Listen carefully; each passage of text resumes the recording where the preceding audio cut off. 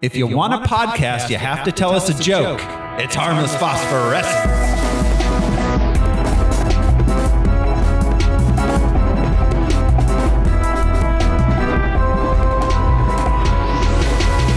Hello, everyone. This is your host, Thoreau Smiley, and I'm sitting here wearing a red suit and clown makeup.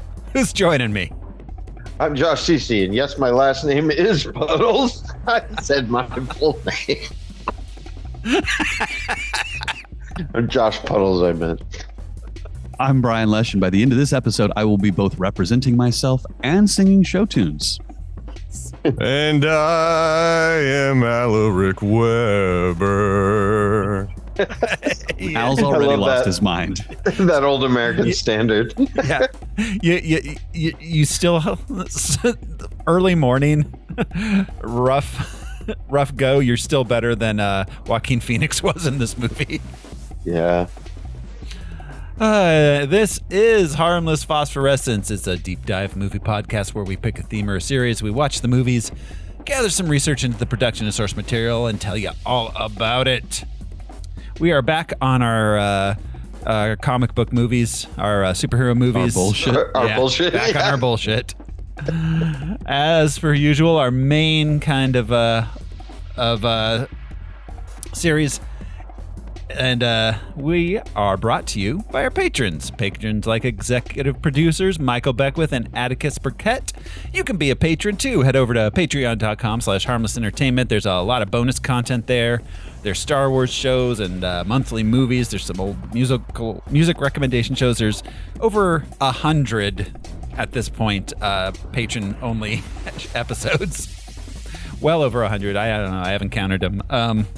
But patreon.com/harmlessentertainment, $1 a month. That's all you need. At the executive producer level, you can do things like get surf ninjas on the show. So, And Cabin Boy. Surf ninjas. We'll do anything. Anything for a few bucks. Oh, you have no idea. Yeah. $20 is $20. Right. So, patreon.com/harmlessentertainment. This week on Harmless Phosphorescence, we are watching Joker Folie. 2 years ago, the name Arthur Fleck hit Gotham like a hurricane. The trial of the century. They believe Arthur Fleck to be some kind of martyr. Well, he's not. There's a monster. When you're smiling, when you're smiling. When I first saw Joker, when I saw you, The whole world smiles with you. for once in my life, I didn't feel so alone anymore. When you're laughing, the sun comes shining. For once in my life, I have someone who needs me. How about you, Arthur? Do you still think you're a star? Showtime.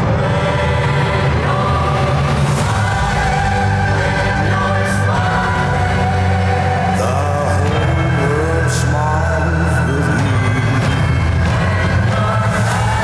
You can do anything you want. you. The sun comes You're Joker.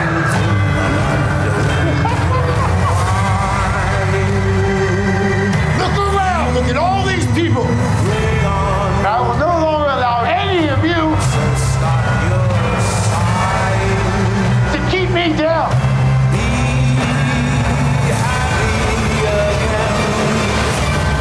I got the sneaking suspicion that we're not giving the people what they want. It's okay, baby. Let's give the people what they want.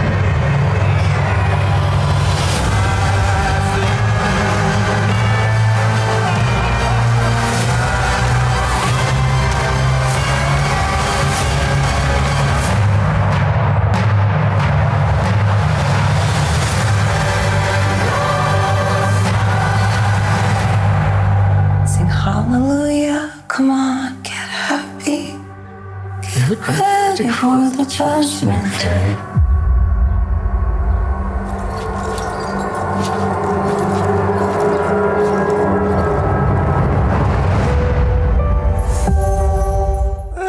The Joker Folie, Deux.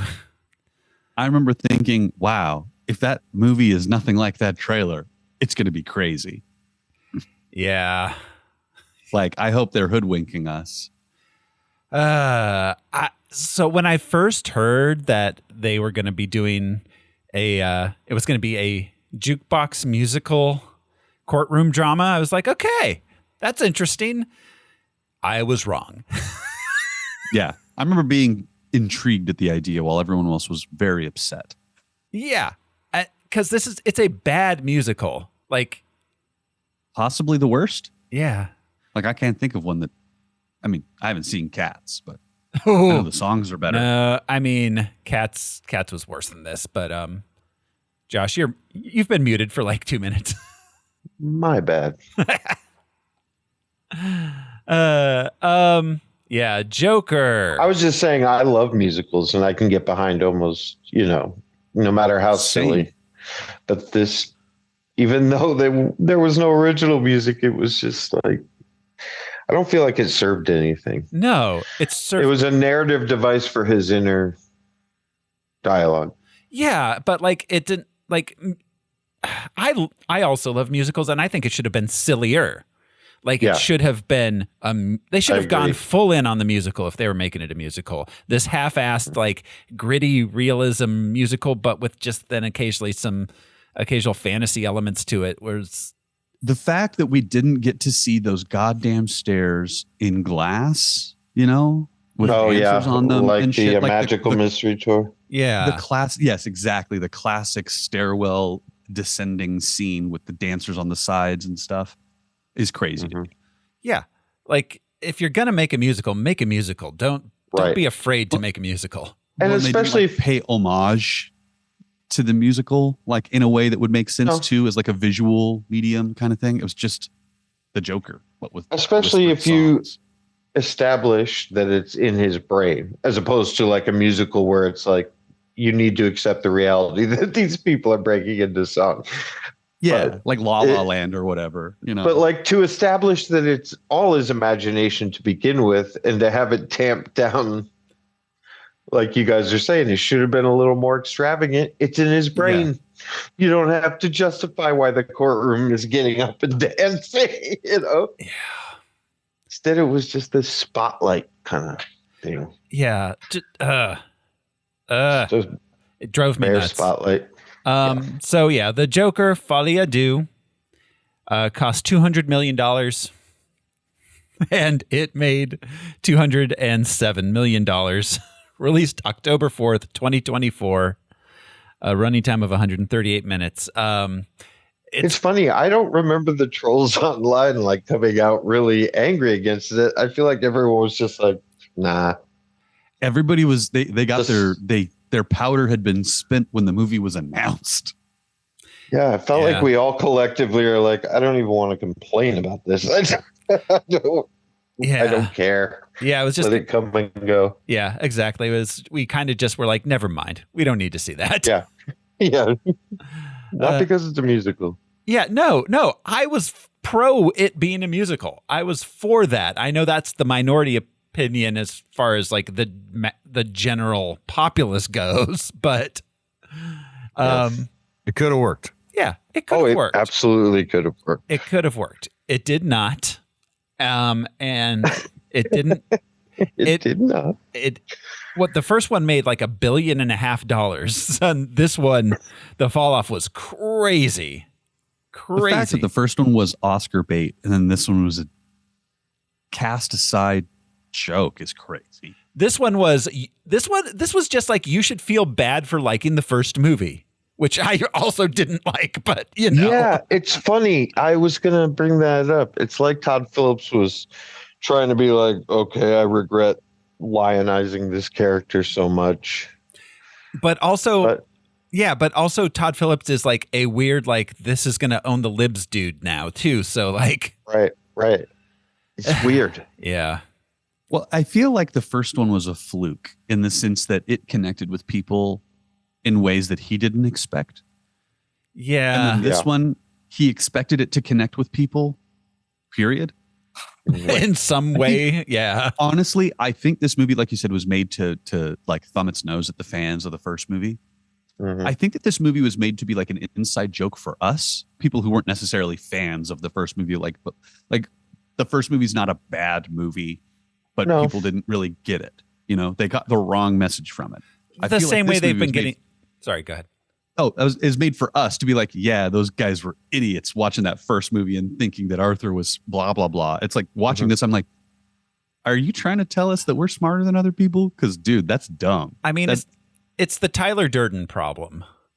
Yes. And it's been going on for ages. These young men don't understand that you're not supposed to look up to these awful characters, that they're meant to be bad guys. It's the Walter White problem.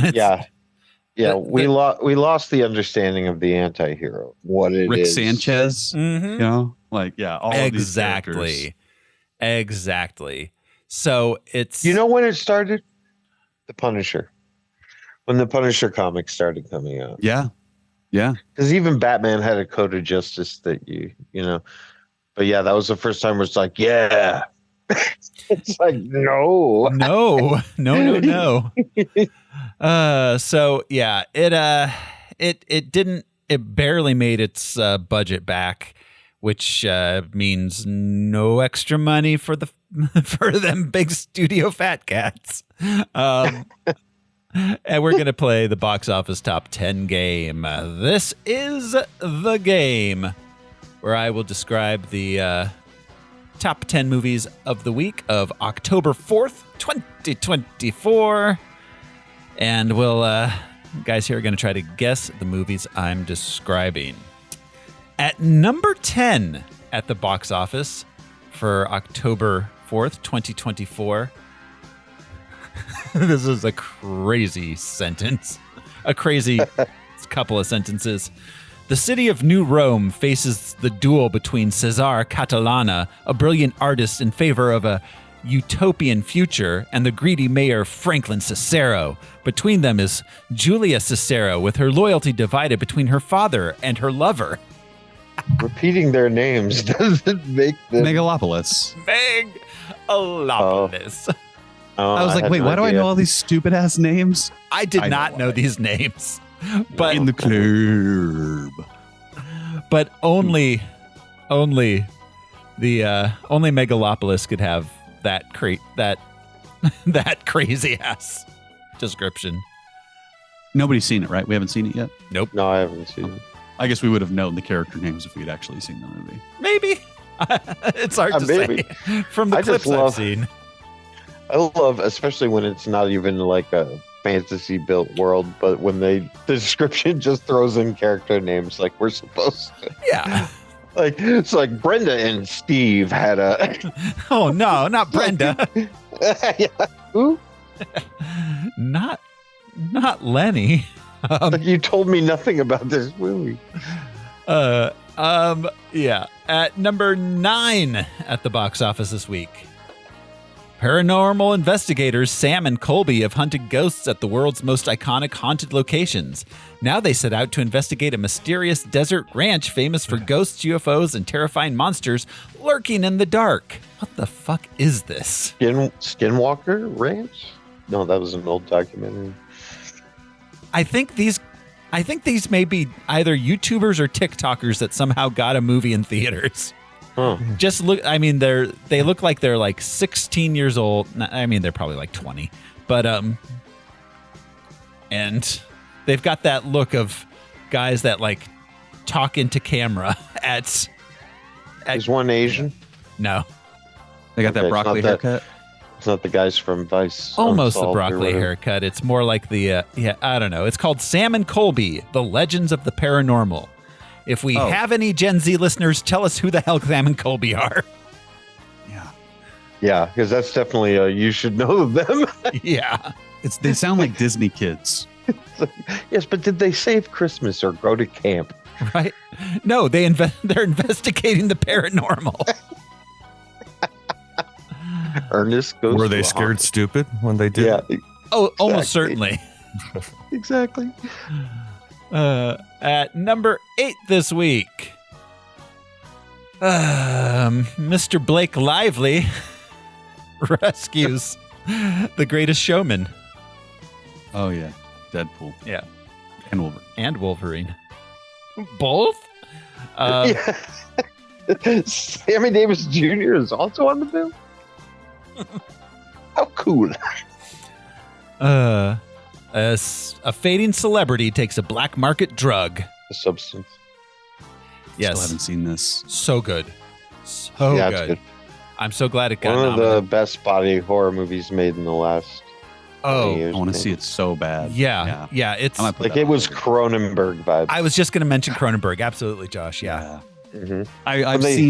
I've seen enough of the once they- background special effects stuff and like immediately turned away to be like, oh shit, yep. Oh, this it's is right rough. up my alley. Yeah. I had to look away from the Like- screen a number of times. Yeah, there's one gross, like, because the one version binges, the other version purges, kind of thing. And there's just I won't mention it, but I was just like, that's David Cronenberg level right there. Absolutely. That's Reanimator shit. Yeah, and every scene that isn't body horror is just like close up of Margaret Qualley's ass being like jiggled. Yeah, they both look fantastic. Oh yeah. But Andy McDowell's kid, right? Yep. And yeah, That's Andy McDowell's daughter? Margaret Yeah. Qualley. I mean, if you like, once you know that, you can't unsee it. Literally, you said Andy McDowell, and I thought of Margaret Qualley's face and went, oh, Yeah. Jesus. That goes all the way down. Yep. Makes me feel old. Makes me feel sad. There's a lot of things that make me feel sad these days. I want actors. I want new actors. Yeah. Yeah. At number 6 this week, struggling to fit in at his new school after being expelled for his treatment of Augie, Julian is visited by his grandmother and is transformed by the story of her attempts to escape Nazi-occupied France. Wow, that took a left turn. Augie. Well, a minute ago we were with Augie in a fun movie. And now suddenly World War II. starring Ariella Glazier, Orlando Schwert, I don't know. Sharp. Yeah, Gillian Anderson and Helen Mirren. Gillian? Gillian. Gillian. Gillian? Jillian. Jillian.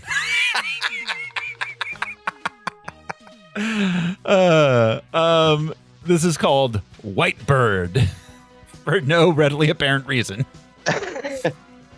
Okay. Number 5 this week. A family is invited to spend a whole weekend at a home in the countryside, but as the weekend progresses, they realize that a dark side lies within the family who invited them. This is that. Speak No Evil. Speak No Evil. It was not bad. James McAvoy. Really? It's God, that trailer just was the worst thing I've ever seen. It's a remake Well, it was- of a I think like Dutch or Swedish film that came out like 3 years ago. It's crazy. Yeah, like Really? funny games was. Yeah, it's not bad. James McAvoy is awesome. The story was not original whatsoever. Honestly, I have a hard time buying the couple that like goes out to the house because they were both in *Halt and Catch Fire* as not a couple at all. huh. You know, one is like a mentor father figure to the other. So having them paired up as a couple after watching, like 100 hours of a TV show, I'm like, that's weird. Why is she with her dad? There are so many instances where you're like, what is this couple doing? Why did they make that choice? Like, I would have gotten up from the table right away. Like, Yeah. thanks for having us. Well, we better get going. Yeah. It's one of those like social conditioning experiments. Like, how long will you sit in an awkward situation without saying something? Yeah, just to be polite. Yes. Yeah.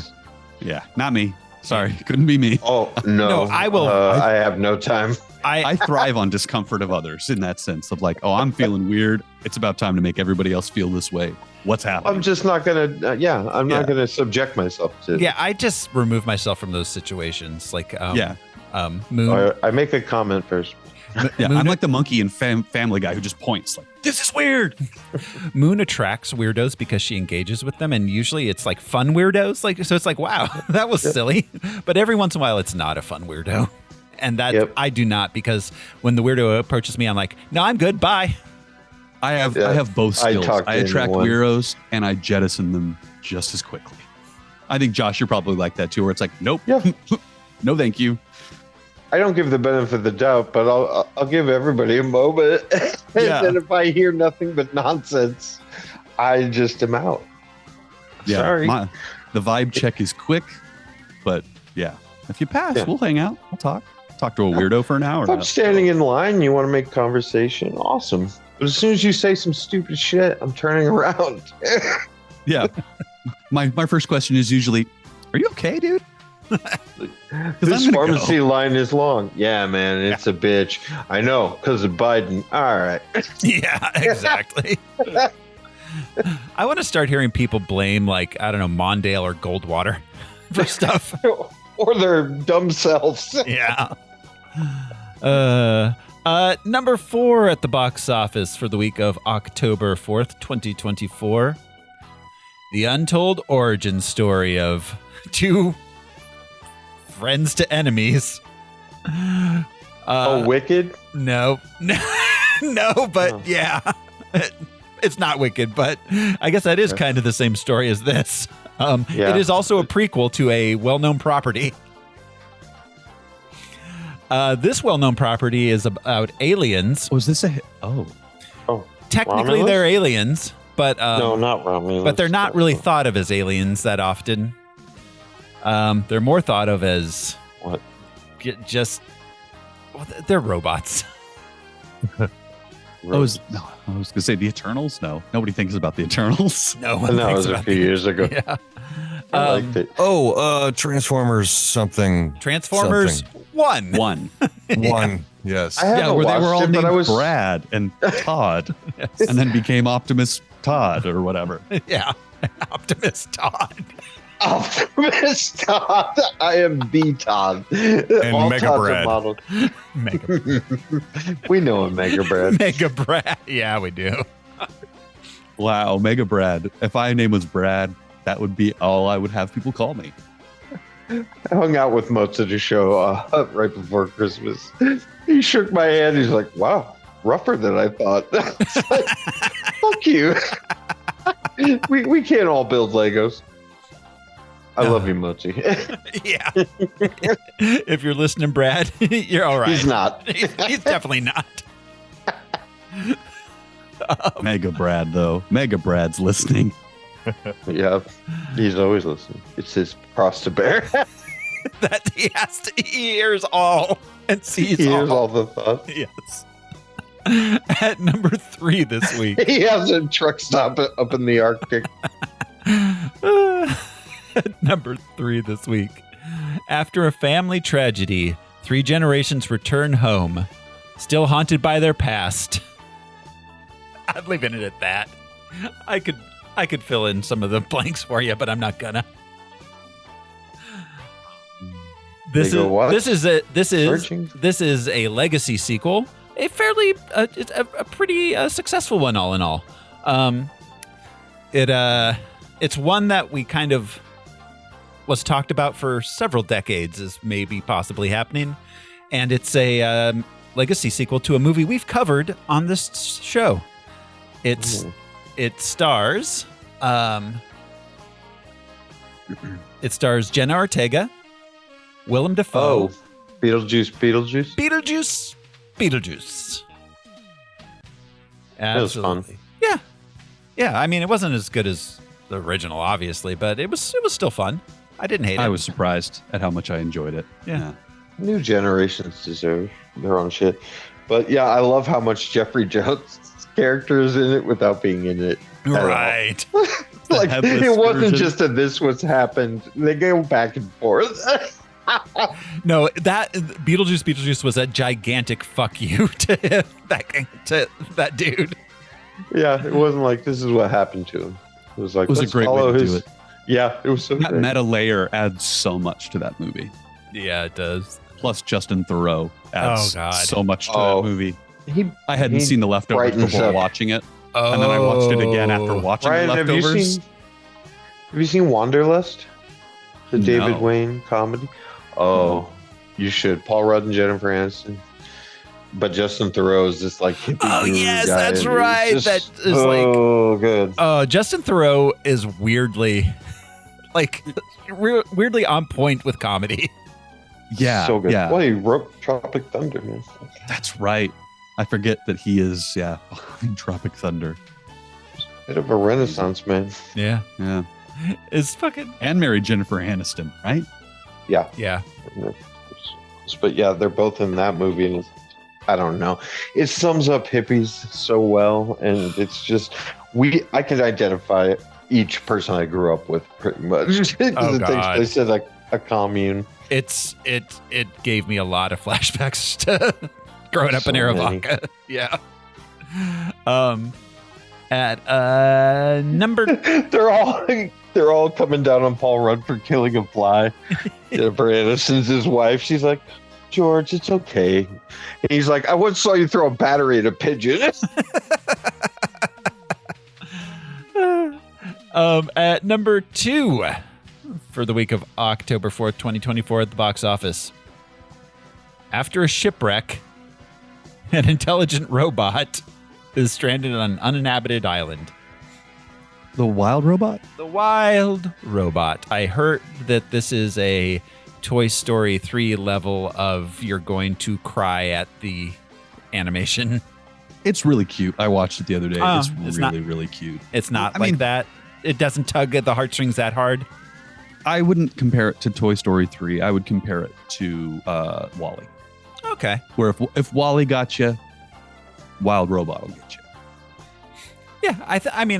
Yeah, I love WALL-E, but I don't think it was never a make me cry movie. Yeah, it's the humanizing a character thing, I think, that Toy Story people are thinking about, but it's different from that. That, like, I'm sad because my favorite characters are dying thing. I don't know. I've heard a lot of people make that comparison, and it's just WALL-E, but with a different story. And at number 1 at the box office, struggling with his dual identity, a failed comedian meets the love of his life while incarcerated at a hospital. I love that this opened at number 1 and is as big of a failure as it was. Yeah, it made $44 million its first week, which is soft. It's not bad, but it's a little soft, and that's almost a quarter of its entire worldwide gross. Yeah, that word of mouth opening? was rough for this movie. Yeah, because again, fans of the Joker are those kind of like beta incel types, and I'm sure the musical threw them off just immediately. Yeah, I want him to be killing people, not singing. Like, this movie was for nobody because the incel dudes who liked the first one got screwed over by the musical aspect, and then People who like musicals got screwed over because it's a shitty musical. People who like good courtroom dramas. Yeah, because the screwed. courtroom drama aspect is so stupid too. No, they should have done a JFK style where like the third act is in court. But it just became just like, oh, we're back in court. Like, it's a Law and Order episode at that point. Well, okay, so I maintain that this movie doesn't have a story. Like, no, it doesn't. I mean, technically things occur in it, but it's just a inconsequential. Yeah, it's just a relitigation of the first film. Right. It's going over that. And are there two personalities? Well, it's one of those things that a movie that revisits another movie is supposed to recontextualize the first movie in a way that makes the first movie different. Yep, Yeah. this did not. And this didn't. In no way whatsoever. Yeah. No, Arthur has not changed. This movie the main character of this film should have been Lady Gaga. Absolutely. Yeah. It should have been from her perspective. This movie's it not should have really been from closer. Arthur's perspective either. No. I mean, it's kind of really watching. It's like third person watching Arthur and then watching other shit happen. Like it's really disconnected from characters in the movie. Sometimes Brendan Gleeson's guard character, Jackie's, were in his point of view, which is not a bad thing to do if it's clear as to why you're doing it. Yeah. Yeah. But yeah, it's like, who's telling this story? Yeah. And the first movie was supposed to be this unreliable narrator of the Joker. And this movie drops that kind of. Yeah. And not just it puts him in a room. You can't put Joker just in a room. We saw that in Dark Knight again. You know, like you're not going to get anything out of this guy. And so just putting him in court is just sort of like putting him in a box. The Joker is explosive. I remember being so surprised at the moment in this movie. You said explosive. At the one explosion we get in the movie and being like, oh shit, here we go. Yeah. And then it goes nowhere. Nowhere. And it wasn't Harley who had, Yeah. It was a fanboy, which, again, like the Luigi type fanboys where it's just like, I've idealized him. And so he's a hero. Yeah, no, this is with no real reason. It's it's such a frustrating film because, like, on paper, there's a number of aspects that could make for a very interesting movie, but none of it adds up to nothing. Well, and the whole idea of this is a vehicle to introduce the actual Joker, it fails to do that. Like, no, it tries really hard to do that, and it fails. It destroys that. I don't know if that was his intention or what, but the Joker stood up and said he wasn't the Joker. Right. But he's not that self-aware. You don't understand the character. Yeah. Even if you're trying to reinvent the character. Well, but then, like, spoilers for the end of Joker Folie, everybody, if you're listening to this podcast. But that last guy, like, is that the Joker then? Is that what we're saying? Yeah, that's what I mean. Like, well, and he's in every shot. Not every shot. He's in most of the shots in the prison, in the background. And they mix and match him with Arthur's friend, which is frustrating as shit because they're both skinny white guys. Yeah. Who are both like under 6 foot. Wearing the same prison uniform. They look the same, but they're different. Yeah. It's not the guy that he kisses, but we think he is, but it's not because that other guy's in the background. Like, and the guard was implicit. Like they set Arthur up. It's like, why shank him now? But do you know what I mean? It wasn't in the cafeteria. It wasn't in the TV room. They're like, you have a visitor. And when the guy's telling the joke, you see the guard in the far background, and then you don't see him. So it's just like, after all that, you're going to just kill. Like, he's obviously medicated to the gills, and he's lost, and he's acquiesced. Then you set him up for murder. Not when he's on, they beat him in the shower. Sure. But this is like, no, I'm going to let this guy kill you. Like, but even why? though it's all over now. Yeah, he's been basically found guilty. turned yourself in. He's going to probably get the death penalty. He should be on death row at this point. Why is he even back in with the population? Which is what I thought the whole courtroom shit was going to be about. Does he stay in Arkham or does he go to Blackgate? Like, that's what it was. It wasn't an innocent guilty type trial. It's like, is he crazy? Or is he a murderer? We have two different places for them. Yeah, exactly. Josh, that's the failing of the movie. I think you nailed it. If that had been the crux of the movie, is this the Joker or is this a guy who's killing people? Yeah, it should have been a competency trial, but that's not as exciting.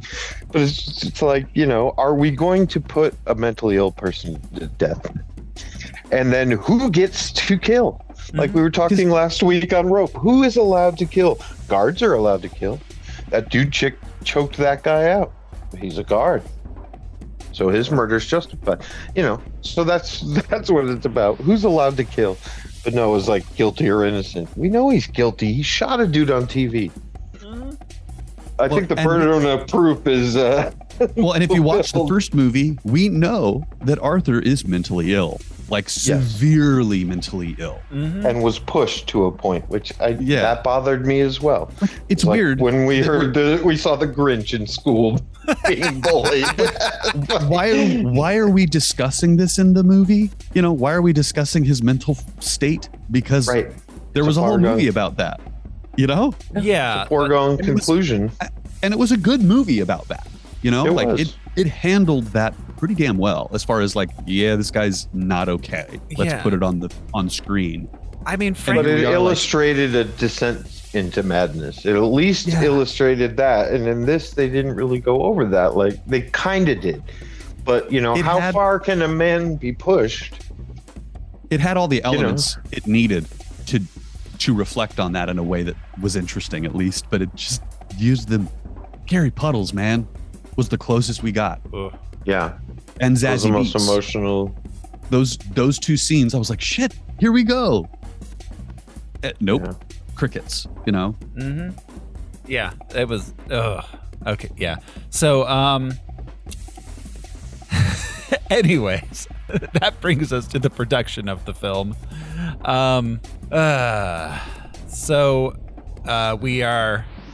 We are thankfully spared having to go over anyone's origins, because we've seen all these characters before, including Harvey Dent, Harley Quinn, and that's it. Joker, Harvey Dent, Harley Quinn. That's it from the comics, as far as I can tell, right? Yeah, and we've done a lot of these actors before. Mm-hmm. Yeah. Except for who's this?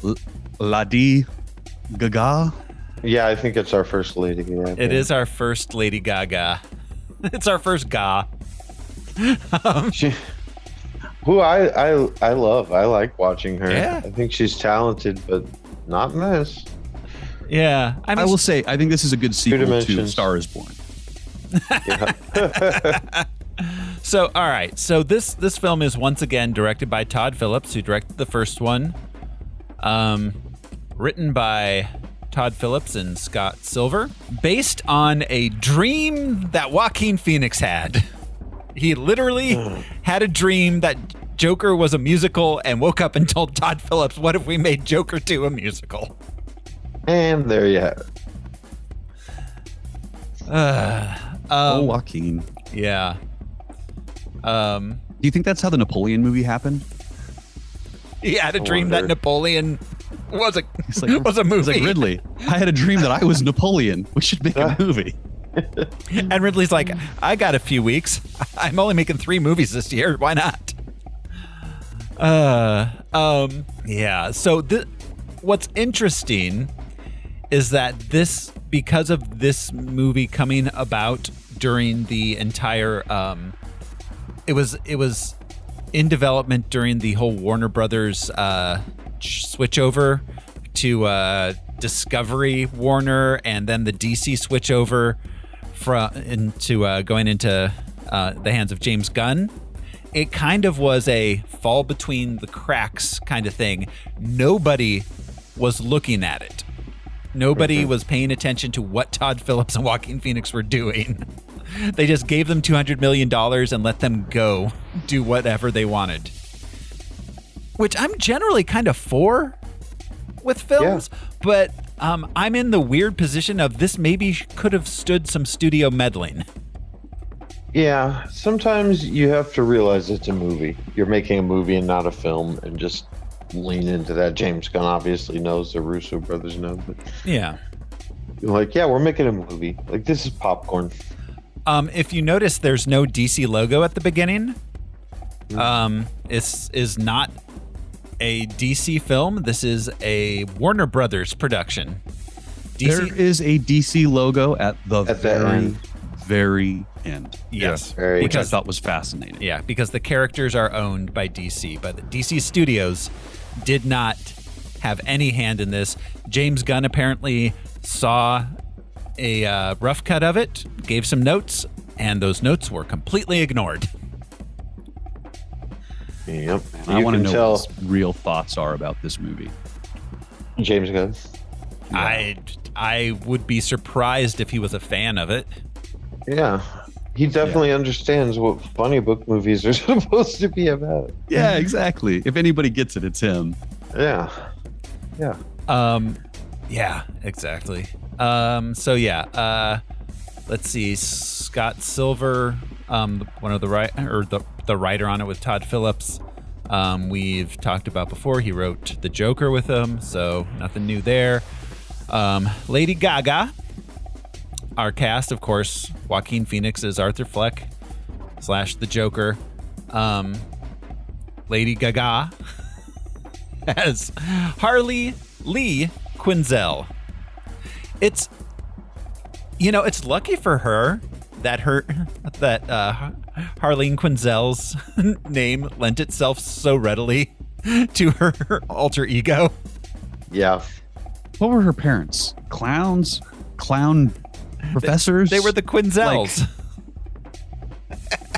They were clown doctors. Clown doctors. Yeah, like lawyer scientists. Patch Adams. Clown medical school. Yeah. But she was invented for a cartoon show. Yes. And that's why you don't need to take her too seriously. Margot Robbie gets it.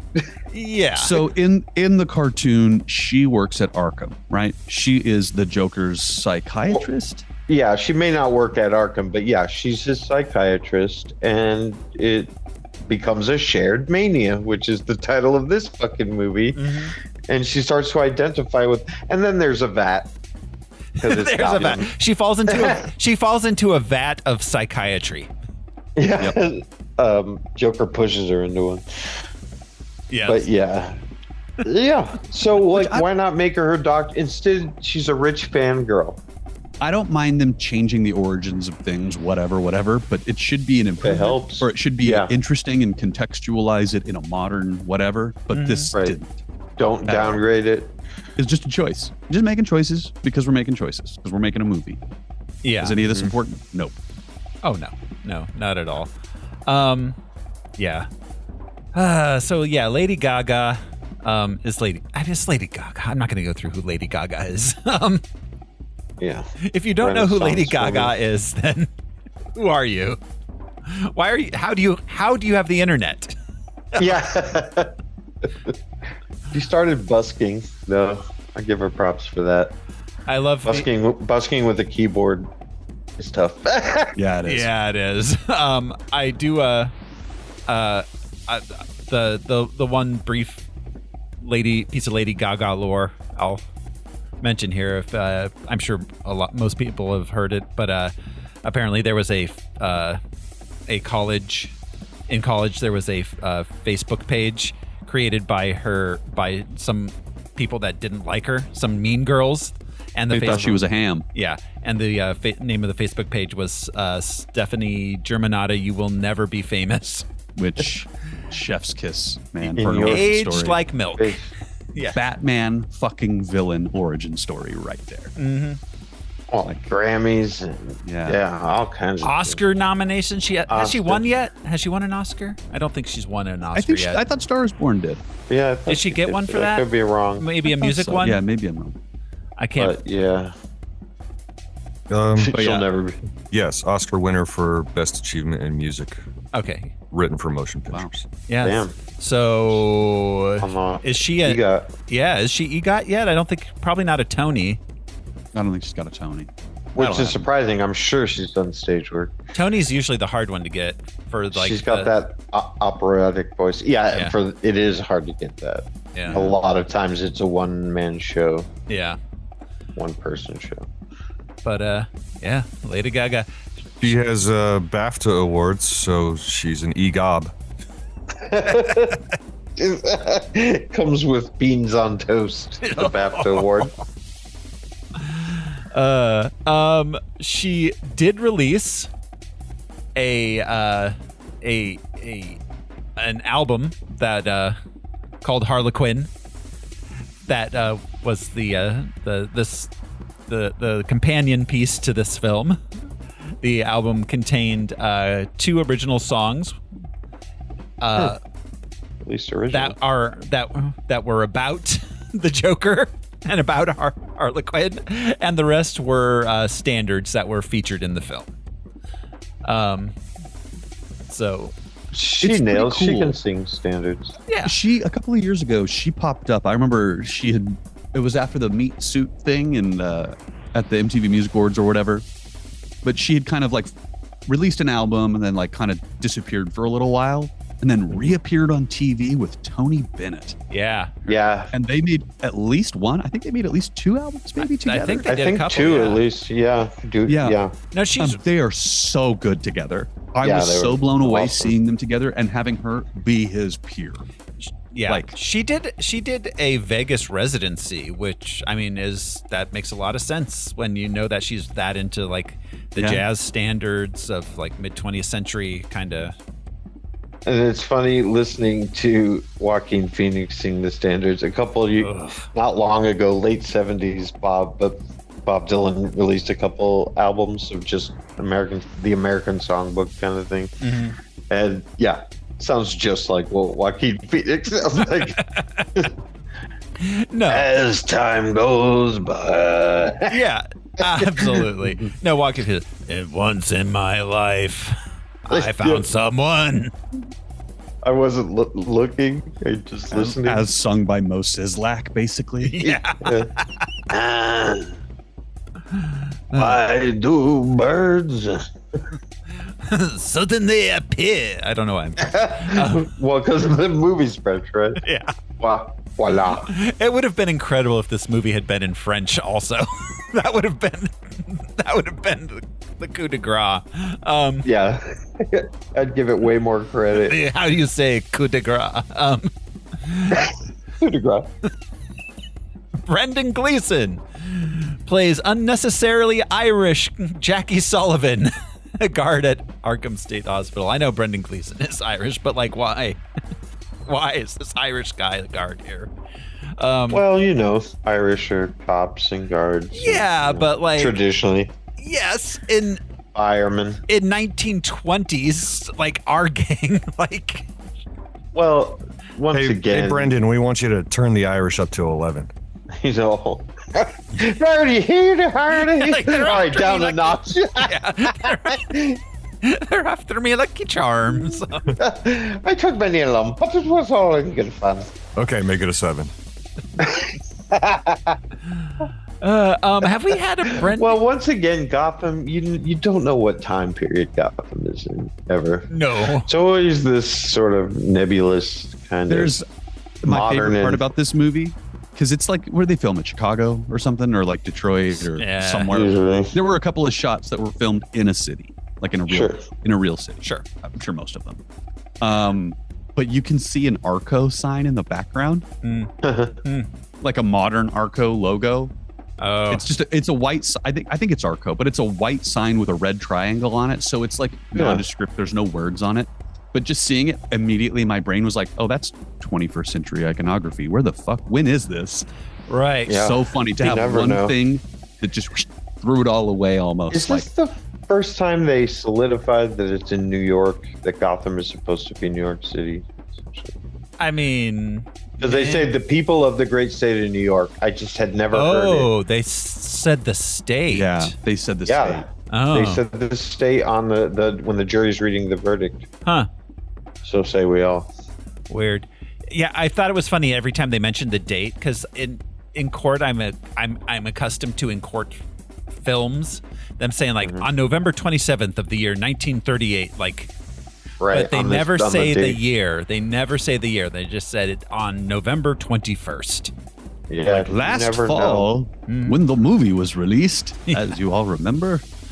And I don't know. I think that can also be attributed to Bruce Timm and the animated series, but that like Art Deco sort of 20s technology, but then also modern technology. Yeah. You never understood where Gotham was in time. No, but this one is very, very early 80s or mid 80s coded, I suppose. In as the first one was. I looked up filming locations, and they list New Jersey, LA, and New York City. I wonder what that island is, or maybe it was all CGI. The asylum was in Jersey, and the courthouse was in New York, and then some exterior shots. Okay. Yeah, I'm sure the island was waste of at like 50%, was like 75% CGI. Oh yeah, the building and all that. Yeah. I'm sure if there's a road out to that island in New Jersey, it's a toxic waste dump. Yeah, I exactly. guarantee you. Okay, yes, as I mentioned, Brendan Gleeson as the abusive guard. Is this our first movie with Brendan Gleeson on the show? It might be. Might be. I don't think he's done any. No, because it's the guy that I always confuse him with sometimes. Who was in he was Maroney in the early the Chris Nolan Batman. What's his name? Tom. Something. Anyway. Yeah, that guy. But no, I don't think we've done any Brendan Gleeson films. But he's one of those guys that was been around forever and you didn't realize it until like 5 to 10 years ago. I remember him in 28 Days Later or whatever. 28 Days Later. That's the first time I remember seeing him. Yeah. And The Departed. The Departed, of course. And yeah. in Bruges, too. In Bruges, he was fantastic. Bruges, yeah. He was, of course, in the Harry Potter films. I hear that his newer one with Colin Farrell, the Banshees. I haven't seen that yet. Banshees of Inisherin was Banshees of Inisherin? fantastic. Yeah. Which is set in like the late 1900s, or not late 19th century, late 1800s, right? No, it's set in like 1920 or something. Oh, okay. So early, just post World War I, I believe. Okay. I know there's a donkey because I heard Colin Farrell talking about the donkey. Jenny the donkey is fantastic. There's a donkey. Jenny the donkey is fantastic in that film. She deserved a nomination.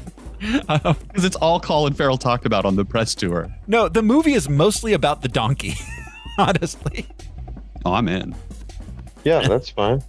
That's interesting. Yeah, great movie. I'm here for the donkey show. Really sad. He's training. He's auditioning. And Barry Keoghan, also great in that. Brendan Gleeson. Nick Cave was the singing voice of Joker's shadow in the animated intro. That's cool. That is cool. Yeah. Catherine Keener as Marianne, his lawyer. We just talked about her last month. Yeah, being John Malkovich. Oh, that's right. Adaptation. Adaptation. I'm sorry. Yeah, adaptation. She was playing herself in adaptation because she was in being John Malkovich. Well, and in this, she was the closest to the original Harley Quinn type. You know, she was the sympathetic lawyer. She was on his side, but it was also like, you are crazy. Yeah. But they didn't develop that. When she was gone, she was gone. She was gone. She was gone.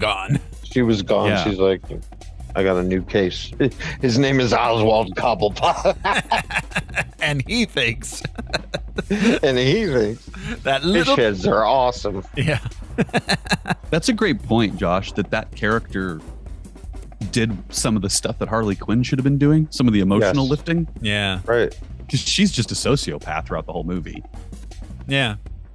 I mean, I wonder if it was for brevity, not wanting to get all into that, but if you're going to set up a world where there's a musical happening in the characters' heads, then nothing is fantastical. You can get through shit pretty quickly if that's the explanation. Yeah. So it just felt lazy. Yeah. And secondly, Arkham is pretty high security. Can you just check yourself in and out? It's not a rehab center. It's not a 78-hour. It's pretty high security, except when it's not. It's for the most dangerous people. The idea is once those gates close, you're never coming out. And she's just like, can I stay a while? And they're like, yeah. It was such a weird choice. Mm-hmm. That's literally 2 lines that they wrote into the movie. Yeah. They didn't have to write those 2 lines into the movie, and it could have been, she got institutionalized. Mm-hmm. Yeah. Right. And that happens all the time. People check themselves out of mental facilities, but that's not what Arkham is. Arkham is not again, a 72. If you have a mental breakdown and the cops in Gotham, they're not going to take you to Arkham. That's for the most dangerous, disturbed, depraved individuals. And she can just come and go. Which also, the visitation rules are all so crazy. Yeah. You can't go see somebody in a court holding cell during a trial. She had sex with him when he was in, quote, the hole. Yeah. Yeah. She could just come and go. Into the hole, which is supposed to be like solitary confinement. That's not solitary if you get to have a conjugal visit. So, which, I hate to be that guy. Fuck this movie so much. Did they really? What is real? Oh, it Fuck doesn't this matter. movie. Exactly. I was expecting. That's what I hate about this is because that's a good thing about this movie is like, oh, what's actually happening? It's so confusing because we're breaking into musicals. Right. It's like, who cares? Right. And then later on, he's like, we're having a baby. And she doesn't respond really at all to that directly. So, like you said, Brian, yeah. Did they? Are they? Like, what is in Arthur's I was head? expecting the reveal that Harley was a figment of his imagination. I was expecting that. And it didn't come. Which honestly would have been fucking better than what we got. I wish he had just shot him on the fucking stairs. Also, I kind of dig that in Gotham you can smoke anywhere you want. I do too, man. Representing yourself in the courtroom with a cigarette in your hand. I kind of dig that in Gotham you can just pull cigarettes out of the ether from nowhere constantly. Because Arthur Fleck was constantly just like suddenly smoking. Like he would just like suddenly like reach to the side and have a cigarette. I think though that's because of Arthur standing in Arkham. I do think there's a reason when they're in Arkham. No. It's not that he was constantly being given cigarettes. He would literally reach out a frame where no one was standing and suddenly a cigarette would appear in his hand. Yeah, I mean, yeah. And they're a commodity to be traded. I'm with you, Brian. Probably the fanboys give him. And the guards do when he tells a funny joke. But to Thoreau's point, it's like he's got cartons. It's not like he was just reaching into his pocket and just having cigarettes. He would literally just reach out a frame and a cigarette would appear in his It's fingers. like a Johnny Carson bit. Yeah, he like reaches over and he's got the thing he needs. Yeah, I wish one movie would show like prisoners and their innovative ways to use ramen instead. It's always like cigarette trading. It's like, no, man, ramen is fucking currency. What was it? There was once a guy made a shiv out of it. I saw years ago. Oh, I remember that the ramen shiv. Incredible. Yeah. There's a couple dudes on YouTube who are ex-cons. They're not in the joint anymore, but they it's a cooking show essentially. But it's just the joy of toilet bowl cooking. Right. Here's how to make Kool-Aid into wine. Jailhouse tamales. Yeah. Out of ramen. Yep. Yep. That was the thing. Yeah. Yeah, because I mean, they'll make their own candy. I saw it was like, I don't know, but it's wild. And this dude would make it and sell it to the other prisoners, and they loved it. Ramen. But just like supplies they can get in the commissary to make this taffy, like, it's innovative. It is more innovative than Joker Folie do. That's for sure. Inside every convict beats the heart of a 10-year-old boy.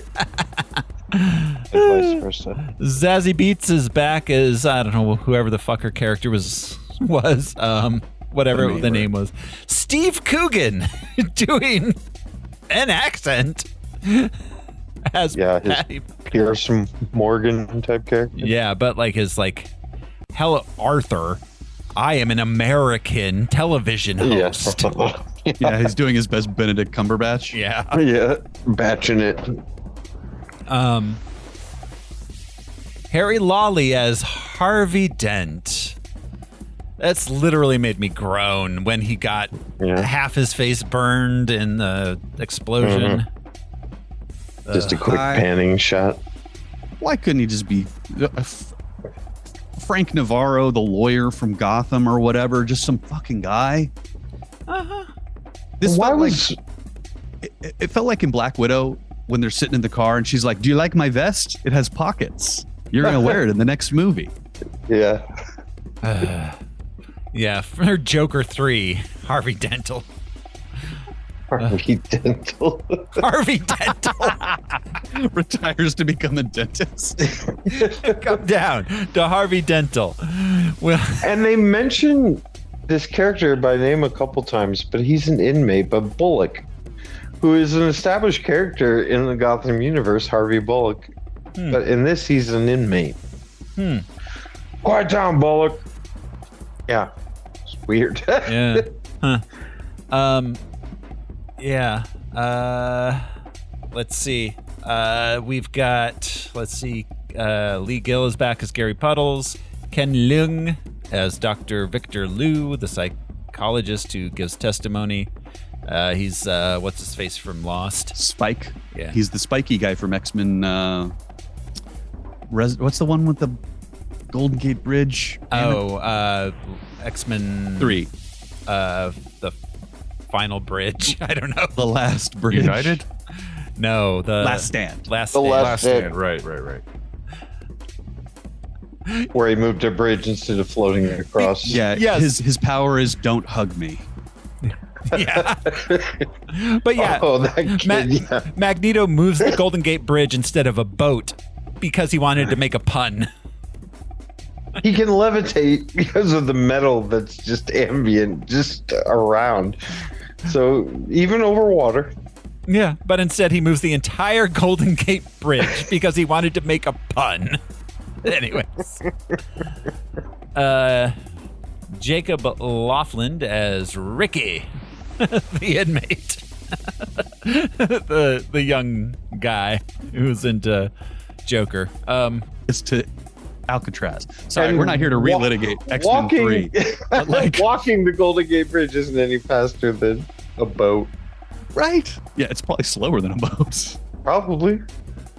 All right. Okay. Yeah. So we've got Ricky. Is played by Jacob Laughlin, and Ricky, Jacob Laughlin, was in Maze Runner: The Death Cure. Oh, it's the kissing kid, right? Yeah. Yeah. The kid who loves kissing. Maze Runner: The Scorch Trials. Maze Runner: The Death Cure. And So this is where it gets to be confusing. Is the kissing kid and the shiving kid are two different kids? yeah. Who Yeah. plays the shiving kid? Ricky's the kid that's like, well, when the Saints. Yeah. Yeah, like Yeah. he's the Yeah, hero. he's to Arthur's friend. Connor. He's truly Arthur's friend. Yeah. a fanboy. Connor Story is the name of the actor that plays the shiving kid. Which he is been like in a giving anything? tree. Is he like the a kissing kid? the The shiving kid. So they're like Care Bears. He has been in very few films. Yeah, he's pretty unknown. which is an intentional choice because he's supposed to be the future Joker, so you cast an unknown so that it's not important and it doesn't whatever. Yeah. But god damn, it's so confusing to have two characters that look the same, one that's a fan of Arthur and another one in the background who's waiting to kill the Joker. One that kisses and one who shivs. Inside like the every lady one of and us, the there's tiger. two wolves. Which door will you choose? Yeah, the kissing door or the shiving door. Oh no, I picked the wrong one. I wanted choose the shiving door. Yeah. I wanted to kiss that man. Bill Smitrovich plays the judge. Judge Herman. Well, he's been in a bunch of shit. He's probably been in some of our movies. He was first on television when we were younger. That I think it was Life Goes On. Or Yes. I remember him with Corky, the Down syndrome. Yes. He's also in Ted as the grocery store manager. Who's just like, yeah, he was just impressed by the bravado. Yeah, dude was in. Yeah, this dude he was in Independence Day, Air Force One. Was it Groundhog Day? Which Bill Murray movie was he in? I remember him and Bill Murray. Groundhog Day. But he's a trusted character actor. He was perfect for a judge. He was the I mean, if you don't want to have a black lady, he did the voice of Daredevil in the '90s Fantastic Four cartoon. Whoa, interesting. Yeah. We got him instead of CC Pounder. Yeah, exactly. Yeah. Honestly, this movie probably would have benefited from like a black judge. When Tracy Morgan's talking about how racism is back because of Obama, and .com's like, I saw a white judge on Law and Order. Tracy's like, oh, it's on. He was in. I was trying to find the Bill Murray movie he was in. I'm not seeing it, Brian. But he was in Her Alibi, the Tom Selleck movie. Wow. Yeah. Yeah. So, let's see. And he's a ridiculous judge. This judge is so stupid. Yeah. Even if you're gonna cite bullshit case law, you don't get to come into court with grease paint on. No, you do not. If I missed it, I apologize. Did we mention the Phantom? He was also in that. I did. Oh. That movie does exist, and we did do an episode about it. Uncle Dave Palmer, whoever that was. That's the Billy Zane movie, right? Yeah. That was our first Zoom, or our it was our first COVID episode, and the audio was so fucked up because That's the broken episode. Yeah. I think I was broken episode. I think I was watching it while we were recording.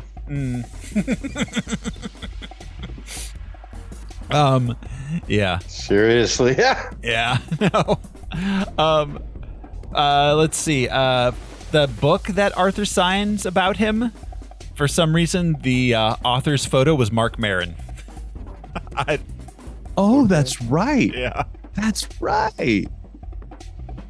Has he worked with Todd Phillips? I wonder. Oh, yeah. They're probably just friends. Yeah. I would assume. Oh, well, he's had everyone on his show at this point. Like, it's I'm so happy. Incredible show now. I'm so happy that he's gotten his shit together because he was such a mess for so long. Mark Maron? Yeah. He locked the gates. Not a mess. He was a messy person, just like drama in public constantly. And it's like, dude, before that was cool. And now it's like, oh, I'm so glad that he's like grounded and patched up those relationships. Him and Jon Stewart was the moment that I found out about all that shit, where I was like, oh, they clearly don't like each other. They were working this shit out on air. Yeah, no, he was one of those comics that were a problem. Like, not Andy Dick level, but pretty close. Like, he's going to get fucked up and he's going to get emotional, which was the crux of his comedy for a lot of time. But then the podcast allowed him to process it. Yeah. Give context to it. Like, here's what my dad was really like. It's like, oh, I get it now. Yeah. But anyways, I respect anybody who can change like that in the public eye. That is not easy to do. Right. It's been a long time since I've listened to his podcast, but I used to fairly regularly. Yeah, I would check it out every once in a while. He has great guests. Oh, yeah. Weirdly, one of my favorites was the John Larroquette episode. It was fascinating. He had a sitcom for a minute. I think it was just one season, but I really liked it. Yeah. Marone, yeah. It was good. That was before Louis, too, I think. Yeah. That was when FX was like slapping a comic's name on a show and hoping it would work. Exactly. Yeah, so this film has been nominated for a number of Razzies this year. Razzies have not been announced yet, so we don't know if it wins. Including Worst Picture, Worst Director, Worst Actor, Worst Actress, Worst Screenplay, Worst Screen Combo, and Worst Remake, Ripoff, or Sequel. I still think Meet the Fockers is the worst remake. But what is Todd Phillips' other movie? What is his thing that he's known for? The first time I saw him was Old School, and I loved it. And he even appears in the beginning. He's the dude that shows up for the orgy. The Hangover. Yes, that's how right. he became. That's because I can't make a movie like The Hangover in today's climate. That's how he got to be. You're right. Director of the Joker. He has a screenplay credit on Borat. He was like a 2000s comedy guy. Mm-hmm. That makes a lot of sense. Old School is one of my favorite. It's funny though because now Todd Phillips' name is synonymous with bad Joker movie. Yes. Yeah, absolutely. It's like Tommy Wiseau, kind of like, who's Tommy Wiseau? Oh, that one bad director. Todd Phillips has that same, it's kind of like Rian Johnson kind of briefly had that with everybody like, I like The Last Jedi. But Rian Johnson very quickly became like a stinky name. You know, like you could see the stink lines anytime that somebody typed it online. Like you said, he's now the Joker 2 director. Yep. Until he cleans that up somehow. Yep. Yeah. Exactly. Rian Johnson has been, as far as the internet is concerned, I didn't feel he needed redeeming, but redeemed somewhat from from what was his deal? Why was he canceled? Oh, he wasn't canceled. He wasn't canceled. He was just, because he ruined the storyline that J.J. Abrams had so meticulously planned. Right. Was the attitude at the end of The Last Jedi. I just wondered what you meant by redeemed. But you mean artistically? Artistically Glass redeemed. Onion and what's it called? What's the first one? Knives Out. Yeah. Those two were just fantastic. like Poker Face was a great show. Yes. Oh, and Poker Face. That was so good. So he's had a comeback artistically. There was no canceling of him in any personal way. It was just an artistic one. I think the dude's on a run. Are awesome. I think he's been on a run since the beginning. The new one looks fantastic. That's coming out. I can't remember what it's called. I saw somebody online post that like they should do a Benoit Blanc movie with Muppets. Yes. And oh my God, would it work so much? Because he's almost a Muppet himself. He's almost a cartoon character, Benoit Blanc. Yes. It would be seamless. I know Daniel Craig could do it without flinching. Absolutely. Like Charles Grodin level. Yeah. Jude suggested that Joker Folie à Deux should have been done with Muppets. Everyone but Joaquin Phoenix. Tell Jude he's right. At least a few sequences. Yeah. Just Miss Piggy as Harley Quinn. Oh, the Muppets, not original Muppets. No, the Muppets. The Muppets, okay. Yes. It should have been like a Muppet Treasure Island deal. Yeah. Yes. God. The Muppets Joker. Folie à Deux. They have a Joker. They do. I think it should have just been his lawyer should have been the human in the movie. Yeah, just like trying to just Catherine Keener. Like, she's the only one trying to get Kermit as the Joker to fucking act right. Kermit smoking his cigarette with face paint on. Just face paint on a Muppet. And Kermit's like, "Oh, we live in a society." Yeah, he's too empathetic. You can't. He's a booster, Kermit. I mean, Gonzo maybe as the Joker, or. Yeah, I don't know. I don't know who else. Gonzo. I think it has New Zealand. New Zealand, yeah. Eddie the Eagle. Fish throwing. Maybe it was in your other pants. Man, I ain't got no other pants. No other pants. Zoot skipped the groove again. Joker Folie à Deux has 31% on Rotten Tomatoes. It has the same audience and critic score, 31%. You know, Generous. Bringing people together. And I have a few Letterboxd reviews here. Letterboxd user Cobb writes, Joker face, my Joker face. Okay, clever. User Evan AC writes, this happened to my buddy Eric and his girlfriend Jessica. My mate Paul. I looked over and Paul was crying. Right. And user 224 frames of Nick writes, Arthur Fleck farts. The Joker violin theme intensifies.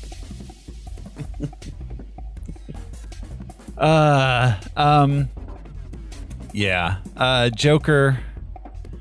That's about it for the background. We ready to jump into the movie? Yeah, I guess not, but we'll do it anyways. Putting off Cue as the long as we music. can. Yeah. Cue the music. And a one. Here we go. This is Joker Folie à Deux. We open on an animated sequence. Joker and his shadow do a thing, then his shadow is him, and then it sings, and then the cops come and beat him up. Mm-hmm. I admit it's fun to see a cartoon after the Warner Brothers logo that inspires some. It was fun to hear the Looney Tunes theme at the beginning. Yeah. And then I think they're like, were you having fun? Let's take that away. This should have been throughout the movie. I think that It this should have been loony. Yeah. It should have been interspersed throughout the movie. Honestly, if they had gone Who Framed Roger Rabbit with it, even with the shadow at some point and having him have a mental breakdown. Right. The animation is the thing that's the best part of this whole movie. It's all downhill from here. Yeah. There's a lot of stuff about this that, like, there's elements in this that they half-assed every single interesting element. They half-assed. It was lazy. That was the word that kept coming back to me. Lazy. There's not even duality. You know? At the end, he's just like, no, it was always me and I always knew what I was doing. Yeah. Oh, great. And so a traumatic childhood led to the most psychopathic character in fiction, probably. Yeah, except and then at the end we find out he's not even really the Joker. It's the dude that shivved him. his mom telling him that he's funny turned him evil. But he was already a clown. But like even okay. Oh, something we didn't mention is the musical aspects. They did all of the singing live on set. They didn't. Okay. Which when you can tell with Joaquin. Yeah. And then they arranged to their performances, which is a cool thing to do. If you're, I mean, yes and no. If you're a good singer, and then maybe still do an ADR pass on it for quality. Yeah. I think honestly, my perspective on the musical performances were they were interesting. They weren't boring. Somewhere. There wasn't a moment where I was like, oh, this is so bad. It was just like, what's going on? Why is this the song that's happening? What thematic? I liked when they were on the like Johnny Cash show type set, you know, and singing to each other like, you know, Islands in the Stream style. I kind of like that. I would have liked it to have been more of that, more fantastical, more musical, instead of just Arthur singing to inmates in a gray room to gray people. Well, and probably not actually singing to them, too. That was the part that was frustrating to me, where it was like, is he really singing? Or is he just standing there with a blank stare on his face?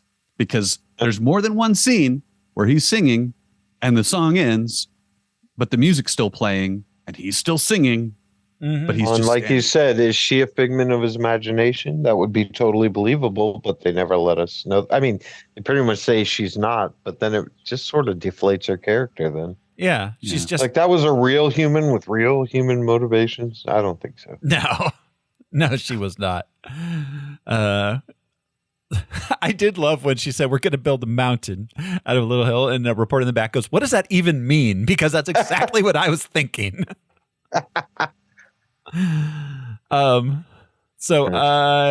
Anyways, so then we cut to Arkham Asylum, live action.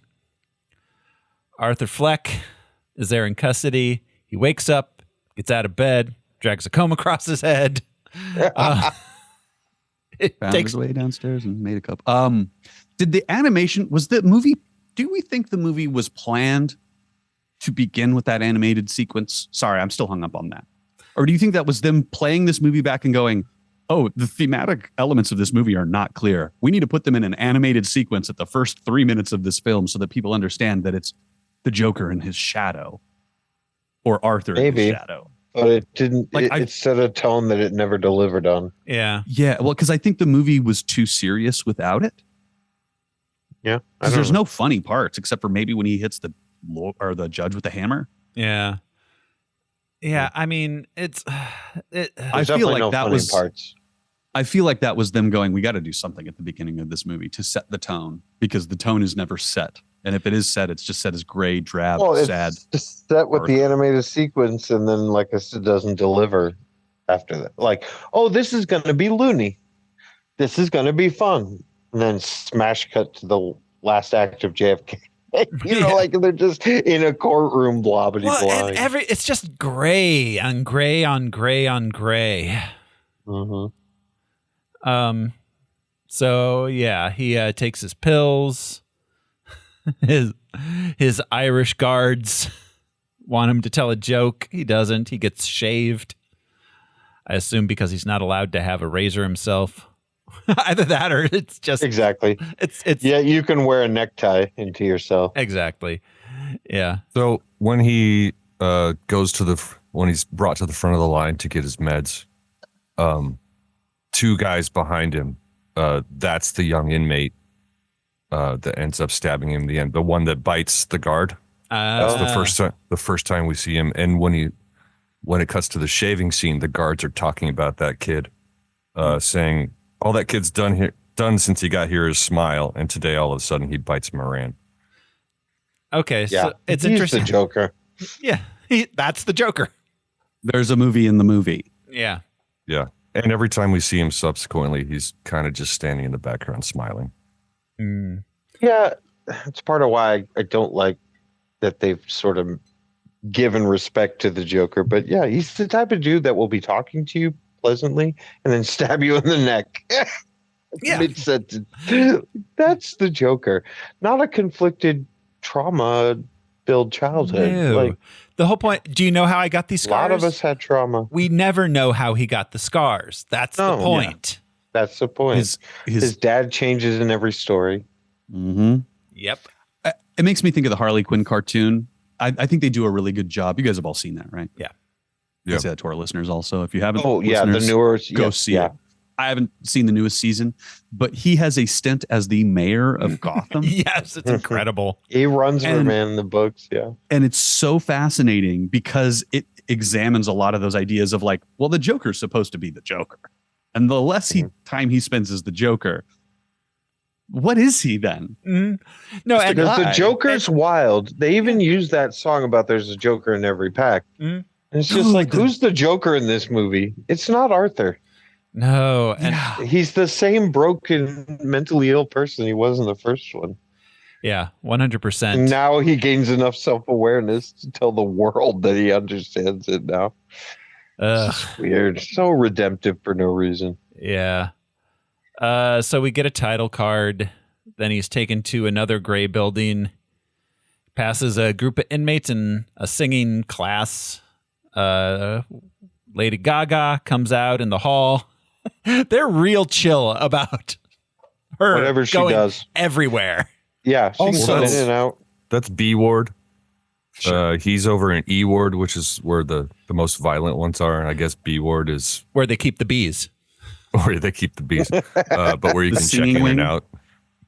Yeah, low minimum security, but again, that shouldn't be at Arkham. This singing therapy group is singing, "Come on, everyone, get happy. We're waiting on the Judgment Day." Mm-hmm. Yeah, the whole movie. Yeah, what I mean that happens with this this therapist. That's the song. It's usually a church choir. The first song was something different, but I can't remember what it was. When we first see her, it was something else. But yeah, it's trite. Church choir. A lot of honestly hallelujah stuff. It was weird to me because you know what they should have been singing as a just "You Are My Sunshine" or some bullshit. Yeah, this apocalyptic shit is weird to me in this movie. Them singing about waiting on the Judgment Day just that's what the Saints Go Marching In is about. Yeah, you know? Like I want to get into heaven along with the saints because that's how awesome. Well, and having the two of them, it's just like thematically. Why these songs? Why? No, the songs thematically add up to nothing. Yeah, it's not a musical. The Joker is me is the moment where I'm like, damn, okay, maybe we're getting somewhere. Yeah, maybe the next song will do something. Yeah, I mean, because a lot of it, like I've got, is just like in the moment, illustrating Arthur's emotions in the moment. Mm-hmm. That's all. Yeah, that's it. Internal dialogue. Yeah. Yeah. So, she does the finger guns to the head thing. Then he meets with his lawyer, Marianne. She's going to argue that Arthur suffers from dissociative identity disorder and that the Joker personality is responsible for the crimes. He has a session with a doctor who asks him a lot of questions he doesn't answer. That's the clinical term for what we used to call multiple personality disorder. Yeah. Disassociative. Yeah. Later in the yard, he gets approached by Ricky, a young inmate who is into Arthur. He gets a little kiss, then gets a cigarette off the guards, and one of the guards tells him that he got Arthur into the singing class. The man who's awaiting trial for murder gets to go sing. And Arthur immediately starts acting cheerier. Mm-hmm. Like this got something to live for. Yeah. Yeah. Maybe he wouldn't have kissed Ricky if he hadn't seen the blonde earlier. Yeah. Who we come to find is Lee. But like he gets a cigarette as a reward too. Usually he has to tell a joke to get a cigarette, but they made him laugh by kissing Ricky, so he gets a reward. Yeah. I just want to point out that at the end of the first Joker, he kills the psychiatrist in the room and then is running around the halls. That was all in his mind, like a lot of things in both of these movies that don't make any sense. So it's going to pan out and it's going to be that kid with a fucking snow globe. That's how this movie feels. Right. That was supposed to be 2 years ago, right? Yeah. 2 years prior. So 2 years have passed since the first Joker. Yeah. Yeah. And they never mentioned that in this as one of the people he killed. So I have to assume then that was just in his mind. And they didn't discover that his mother was murdered? Yeah. Smothered to death? Yeah. They just thought she died of natural causes. That's a weird thing to confess. I mean, not to say that like, oh, weird that he confessed, but like weird that there weren't charges or like at least the insinuation from, like, and we haven't been able to corroborate it, but his mother also died that same night. This man should be locked up. Like that shows that he had he predetermined like what he was going to do. Like it shows that it's murder one. Yeah. Yeah. The mother is the key to all of that shit in my mind. Well, yeah, because of the abuse. It's all about abuse, which is like, okay, yeah. But also that's not what the Joker's about. Well, and that's, we'll get to the courtroom thing, but I think that them saying that like, Arthur's a murderer, tying his mother's murder into that helps their case. Sure. They didn't know. Oh, I just walked back in. Sorry. But I mean, but that's the question. There's a lot of like vague. We were talking about the nurse that died in the end of the first one. And then at the end of this movie, he's like, I also killed my mom. It's like, nobody discovered that. It's weird they didn't suspect that he killed his mom. Yeah, even if they couldn't pin it on him. Well, she was bedridden, right?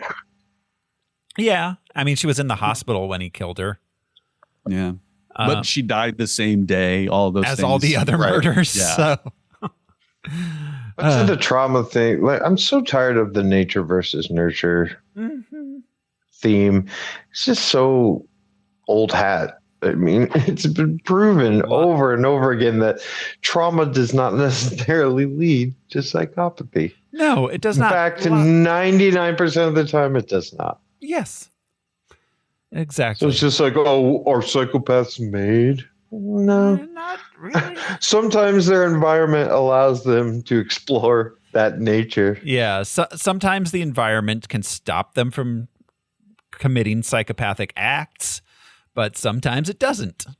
Yeah. I love the binary. Arrested development. Like, which one is it? Jesus, look at a human being. Right. Give me a one-word answer on a human being for anything. Oh, God. Besides never. breathing or not breathing. Right. Yeah. Hell, even that sometimes. The next day he goes to the singing class. He meets Harley Quinzel. She claims that she grew up in the same neighborhood he did and had an abusive father who died in a car crash.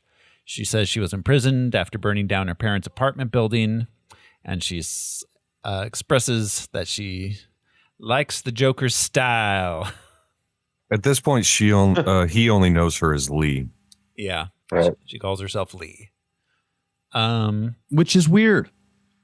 Why? Mm-hmm. Yeah, why? Why not just call her Harley? Harley. Like the motorcycle? That's a weird name. My full name's even weirder. My parents are assholes. They named me Harleen Lee Quinzel. Can you believe it? That's a joke, right? Yeah. Or not even, Yeah, both of these movies are so at war with being a comic book movie or being a superhero movie. So at war with it. It feels kind of like X-Men or not Origins, but like the early X-Men movies with the black leather and shit, where we're like, we're going to be as uncomic book as possible to show that we're not silly. Right. Yeah. But we're taking this serious. But at this point, you can be a comic book movie. You can be a superhero movie. I mean, Guardians of the Galaxy is still one of the silliest comic book movies in the MCU, and that shit made me weep within 4 minutes. I could not believe they were making a Guardians movie when I first heard it. Yeah. I was just like, what? The raccoon? It's a silly movie, and it's fully aware of what it is, but at the same time, emotional beats throughout. Yeah. This didn't need emotional beats necessarily, but it needed something besides gray and sad. Yeah. Yeah, I think that's how the MCU succeeded, was by delving into these characters. Joker stays surface level with everything. You don't get deep with anybody. Mm-mm. No, you don't, which is ironic since it doesn't have the accoutrements of being a superhero movie. It's only characters doing human things. Right. But it doesn't deliver. Talking to Harley sparks something in him, and he begins telling the guards jokes again. Back in the common room, he sees Harvey Dent on TV telling the press that Arthur's going to stand trial for the murders, and we get our first musical number, For Once in My Life. Okay, so they've just been putting off his trial is all. It's just been a red tape situation. Yeah. I see. So that's why it's a guilty or innocent situation. Yeah. We also get our first shot of Pepe Le Pew on the TV. Mm-hmm. The real star. Everyone's favorite rapist. Yeah. Yes. Yeah. So after the musical number, the guards tie him up outside in the rain for some reason. And this is the first time we see him laughing again, uncontrollably. Yep.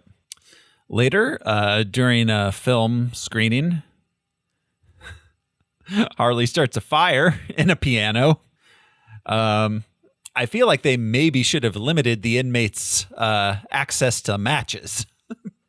Perhaps that would have been. No, there are lighters scattered throughout Gotham. I was going to say there are cigarettes and lighters everywhere in that place. Everywhere. Man. Yeah. They should have just had them on the floor like what are the peanut shells at Texas Roadhouse? Right. Yeah. Yeah. So she and Arthur escape singing "If My Friends Could See Me Now." Well, they escape the building into the yard, into the driveway, but of course they can't get out of Arkham because there's razor wire and it's an island. Well, and there's a bunch of news crew outside the fence waiting for them to escape. Well, they're just waiting to see what happens with Arthur. 24 hours a day, apparently. Just watching Arthur, yeah. Like the court doesn't function on a fucking calendar. Exactly. They're going to sit there 24 hours a day. On an island. Yeah. Honestly, them singing and dancing in the yard / parking lot. For the briefest of moments, I had hope for this movie. I liked that scene because they were singing, dancing. The rain started. Very musical tropes. Singing in the rain. It was lighthearted with all the chaos in the background. But that glimmer of hope didn't stick around for long. Yeah, in like a classical musical, this would have been the end of Act 1. They would have cleared the scene for a big ass set piece kind of thing, but we get courtroom drama instead. Yeah. Yep. Bring it down. Because they get recaptured, and then it immediately cuts to a rooftop dream song and dance sequence. Yeah. It's like, okay, this is not as fun as the prison yard. Yeah. I don't like this. And Arthur gets thrown in the hole. Because this is when he should have escaped. Yeah. This is when they should have escaped. And then or something. Gone on Something a crime else should have spree. happened. Anything that was actually interesting. Yeah.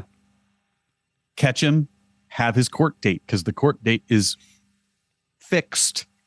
If he escapes from prison and they catch him again, hey, dude, you still got court. Yeah. They catch him again. He's still, and then it's a third That's act. not how court. double jeopardy works. Yeah. Like, if you can escape from the courtroom. Well, he got away, sir. Well, and it would have been interesting because it could have introduced us to, again, rewriting these fucking movies on the fly, but they could have introduced us to some of his hangers on. Like, hey, man, aren't you Arthur? And have him say everything was tamped down. Mm-hmm. Or have her say, no, that's not Arthur. That's the Joker. Arthur's been dead for years or some bullshit, Mm-hmm. But meeting other people with clown masks before all of a sudden everyone in the street has fucking clown masks on would have been helpful. And we only hear from one, the guy that's helping him escape. Mm-hmm. So and I thought she had something to do with the car bomb because we had been following that storyline. Yes, but nope. And then just suddenly random. it's the Right, the random chaos, which is what the Joker inspires, but that was barely a footnote. Mm-hmm. Yeah. Yeah, there should have been random chaos throughout the film. There wasn't. And when he says there's no some. Joker, like 7 people get up and leave. Yeah. I'd be like, well, fuck them. Nuts to this. Exactly. Yeah, I'd be like, oh, I'm so disappointed. Those 7 people can just fuck right off. Yeah.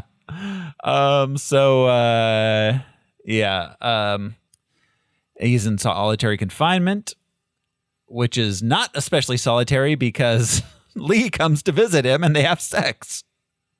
She says she's For being all of 4 seconds. Yeah. She could just come and go. She could do anything she wants. She runs that place. She's like guard let her in. Yeah. Yeah. She Arlene Quinzel Arkham, it turns out. She got the year pass. She got the annual pass. She got the fast pass. She signed up for the fast pass to go to the front of the line. Yeah. No, Get buying into the solitary. yearly. It's like if I go to Disneyland 3 times this year, I've already made my money back. I'll just get the year I'd pass. be dumb not to do it. Yeah. Yeah. So she says she's being released. She asks him to stop taking his medication, and he gets interviewed. He says he already has. Yeah. He gets then he gets an interview with Patty Myers, which is weird that he says such an Irish name but is doing an American accent. That is weird. Yeah. Arthur's off of his medication. I've already been off of my medication. Is that them alluding to all of this is in his mind? I don't know. There's no answer. It could be. It could And be. they do the pill check, so it's like, where is he cheeking it? I don't know. Yeah. Yeah. And then where's he putting it? Where is he not putting it? Well, usually inmates will do that to be able to sell the drugs then, or smash them up and use them all at once. You know, a lot of mental meds will fuck you up. Yep. Maybe he learned a little bit of sleight of hand because he also earlier, after he gets a cigarette from the guard, he's locked up in his room and he pulls out a cigarette and a lighter. So he might have lifted that from Yeah, that somebody. could be. I don't know. Maybe he's got more skills than we realize. Good at it. The Joker is now a good It's not petty important. theft. He now thief, does close up magic. But I guess, but more importantly is what Brian said. If he's off his meds, then even more so we don't know what's going on. Yeah. Yeah. Well, He's already unreliable, and now it's like, don't believe anything he says, or believe anything you see in this movie. yeah, this movie may or may not even exist. Honestly, It's true. It's true. And I know We're all just living in Todd Phillips' mind. We're in the snow globe. Joaquin Phoenix's dream, I guess. Yeah, of course. He had a things dream. are worse off than they began. Yeah, exactly. Was Joker the first movie? Was that the TV movie that they allude to? That they're talking about? That's right. Yeah, maybe it is all a dream. And you were there? I hate that idea that the movie is the movie from In Universe. I kind of like the idea. They keep saying how some people keep saying how bad it was, but Harley's just like, it was great. I watched it 20 times. So funny. Actually, 4 or 5. It's like the made-for-TV movie that Bot did in The Boys after the first season. And the guy who plays Butcher, I don't know. Yeah. Blimey, bird, you're gonna croak and blah blah blah. So the day of he sings to Lee in the interview. This is the first time he kisses his lawyer. Yeah. Just before the interview. Yeah.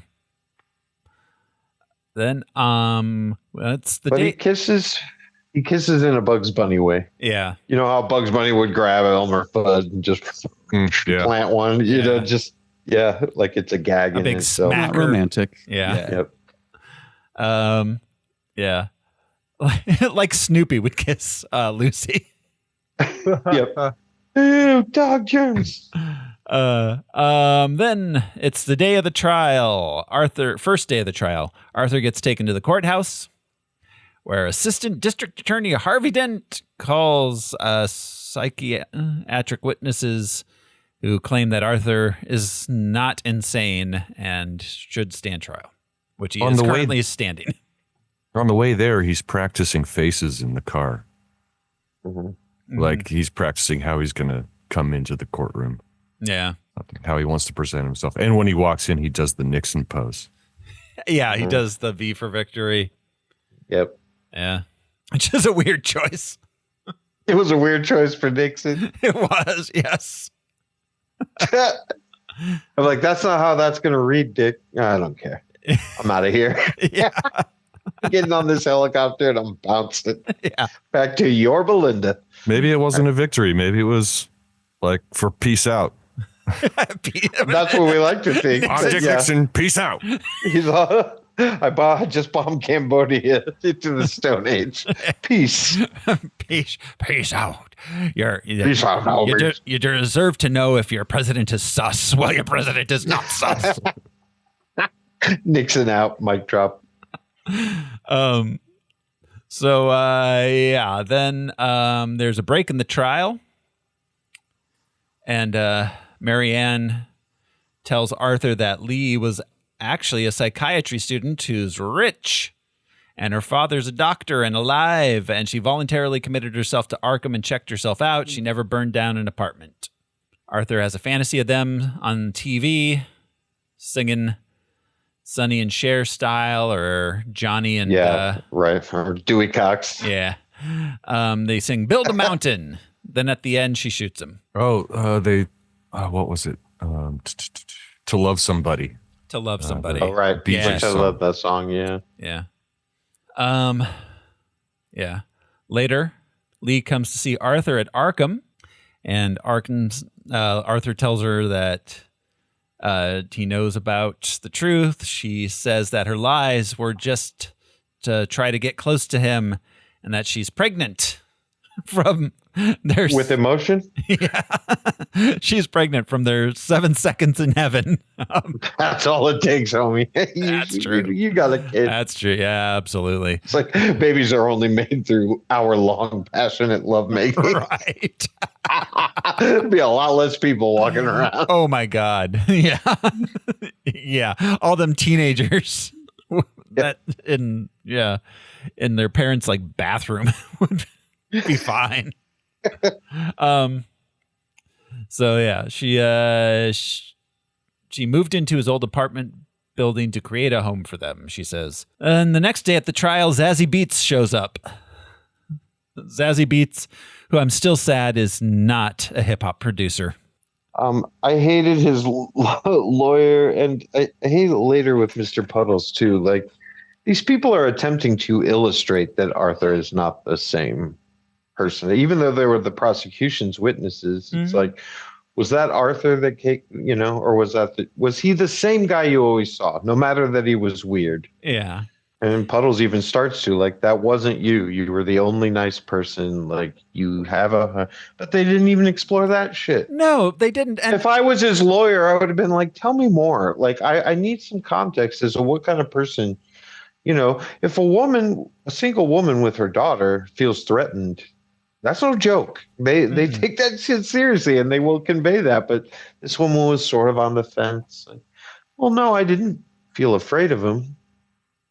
I don't know. Yeah. So lazy. But I mean, it's super lazy. And the whole, like, is it Arthur or is it the Joker? Like, it's never even, they never even separate the two personas in how he, like, there is no separation of the personas for us to wonder about. Like, he's not markedly different as the Joker either.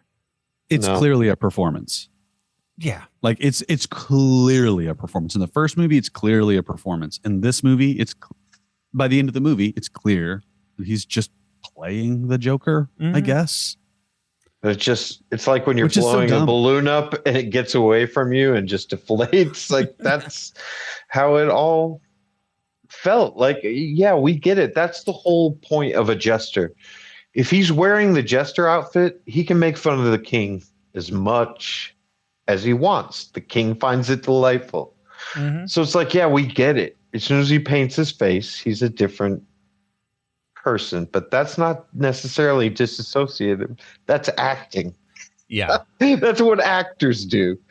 Robert De Niro doesn't have another personality. He's an actor. Yeah, he's an actor making a bad remake of the classic Meet the Fockers. Meet the Fockers. You know what I mean? It's like, yeah, obviously you're the Joker when you're dressed as the Joker. Yeah. We get it. Batman's Batman when he puts on the Batman suit. And he's not Batman when he doesn't. Right. I get it. We live in a society. So Arthur has a fantasy where he's performing the song The Joker. And when he comes back to reality, he dismisses Marianne to represent himself. I mean, at this point, nothing's actually happened in this. This isn't a story. This isn't a movie. And this ridiculous judge, okay, it's not in our world, and the case law they cite is not real. But this judge allows so much shit that I just don't get. Mm-hmm. And there's like a 10 to 15 questionnaire that you have to be asked before you can represent yourself. Mm-hmm. You have to have a competent understanding of what's happening to you, what the consequences are. I don't know that Arthur would have qualified that, but in this world, it's like, all right, you're out. Now you're in. Yeah, well, and he comes up and he's doing like the Southern lawyer bit and everything, and it's like this is so performative on the level of Arthur. Like I never once thought he was crazy. And what they're trying to say about courtroom is that a lawyer is allowed to wear, say, religious garb, because in most courts you have to have a suit and tie, but a lawyer had that is precedent. That's already been set of I can wear my whatever. Wear like a yarmulke or something. That was the case that he cited, Jensen versus Superior Court, where people were allowed to wear turbans. Mm. Yeah, so that's what I was. Yeah. And against what superior? That case law is a little flimsy, if you ask me.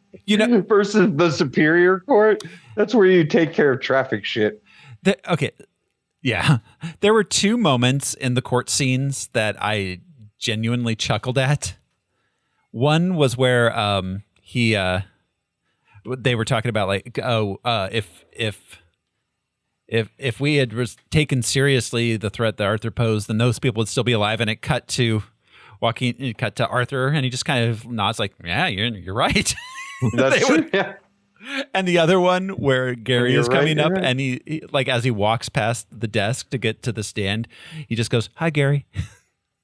And the way he genuinely cracks up about the puddles thing. Yeah. Yeah.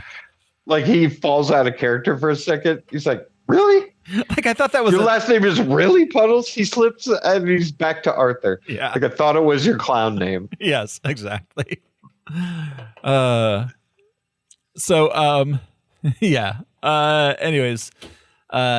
he's visited by Lee in a holding cell because, again, she can go anywhere. No touching. Yeah. I just think of Arrested Development. No touching. We are just blowing through nap time. Then back at Arkham, he gets the inmates all riled up with when the Saints go marching in. Ricky gets it going. Yeah. Ricky knows how to get him going. Arthur does not kick up dust. No. He'll join in once he sees it, but he doesn't. Barely joins in. Yeah. Going back to the courtroom real quick with Gary, after Gary has his breakdown. You were the only one. Oh, we haven't actually gotten to that scene yet. We had jumped ahead, but yeah. Yeah, you were the only one who was nice to me. Arthur is visibly affected by Gary's testimony. This is where Right. This is where he starts to crack. Yeah. Yes. and where we start to lose the Joker, even as a concept. Mm-hmm. Yes. Yeah. But that's a man with remorse. Okay. I see. Yeah. The opposite of psychopathy. There were 2 incidences of Ricky breaking into the Saints. Yes. Yeah. Yes, there were. Which instance of the Saints go marching in are you referring to, sir? I like Homer's the best. Yeah. Oh, over there. Oh, over there. And the Saints go over there. I like most Homer versions of things the best. Yeah, so do I. Nobody's going to take my Ned. Oh, Mandy. But you gave me Bengay, oh Andy. Well, based on what you were singing, I think you're obsessed with a woman named Mandy or a man named Andy. Andy. Yeah. Anyways, Gary gives his testimony, and he cross-examines him, and then Which Harvey again, rests he's a his witness. case. Sorry, he's a witness for the prosecution, and yet he very well illustrates that these were 2 different people. Yes, That he knew a different Arthur. He even says, "This is not you, Arthur." Yeah. Yeah. So it's like I'm the prosecution, but I'm going to get a dude up here to validate the defense's case. Well, prosecution didn't think he was going to. Yeah, sure. Once Joker launched into his defense, where he was in and out of Southern lawyer accent, and then even once mimics Gary's English accent. It's just a risky move. Yeah, it is. But also, Harvey Dent feels pretty secure that this dude it's true. definitely killed those He's people. a bad lawyer. But if you're really going to make a case against a cold, heartless psychopath, and you bring up the person that he spared, hard to make that case then. I wonder if Harvey made the choice to bring him on the stand by flipping a coin. I just didn't see it. Yeah.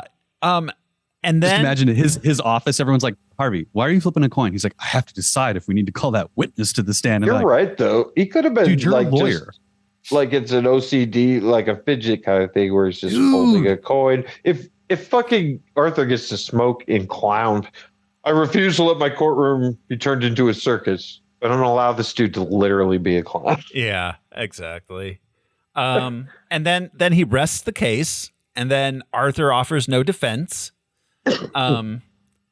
And like the trial's kind of just over, except for the jury thing. Like because he never wanted to make a defense. He always owned his crimes, which again is not a psychopath.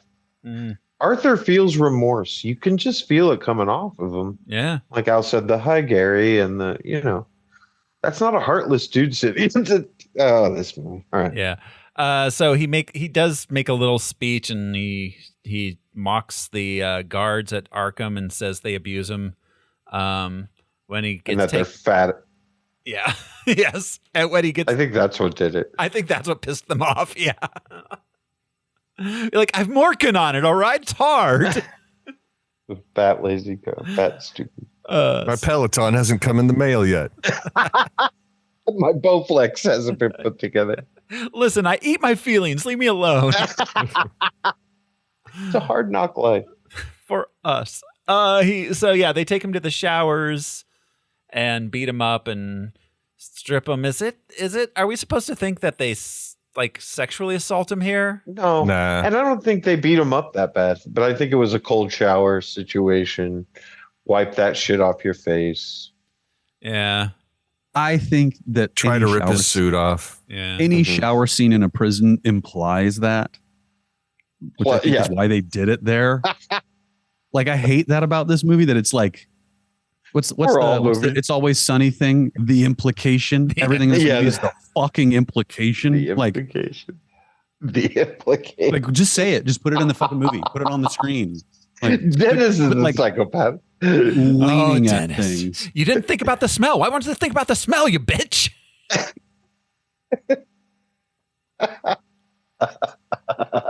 Anyways. Yeah, no, there is an implication. The tap blew and totally just Ryan Dennis's penis. So all right, after the showers, he gets brought to his cell. Ricky confronts the guards, and then they just choke Saints. This is the second. Yeah, and they choke him out, strangle him to death. Because obviously Jackie can't do that to Arthur. He's in the middle of a high-profile case, and he's a high-profile inmate. Yeah. So he takes it out on Ricky, which again brings up the who's allowed to kill in society. And it's also the first time that Arthur's like, this is affecting too many people. Yeah. That's why he gets out of the car at the end. Yeah. This is out of control. And such self-awareness.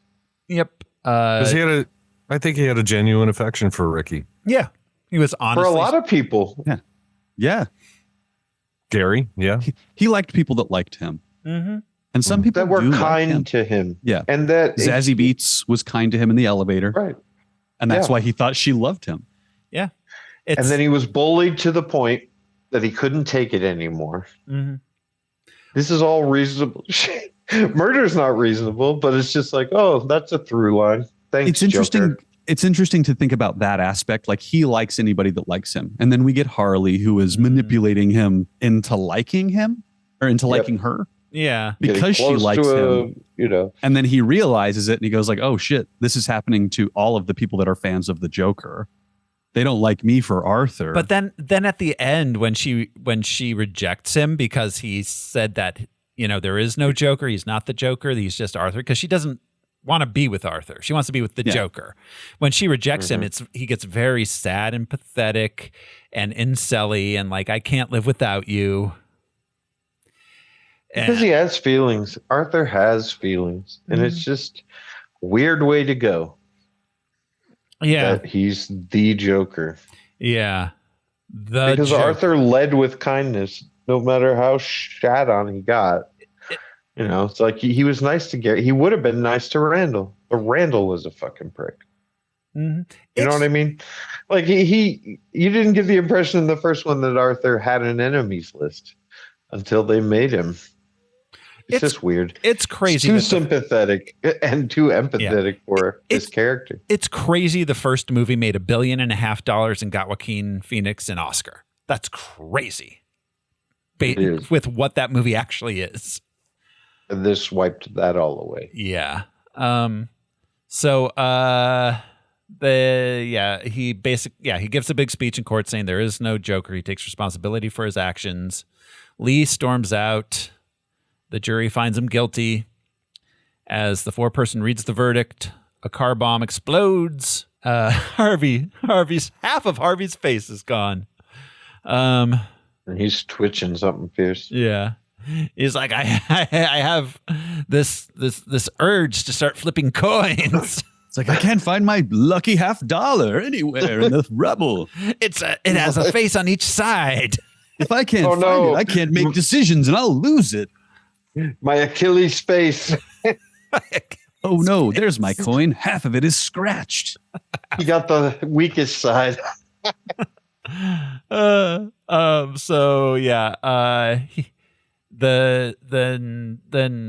Arthur runs out,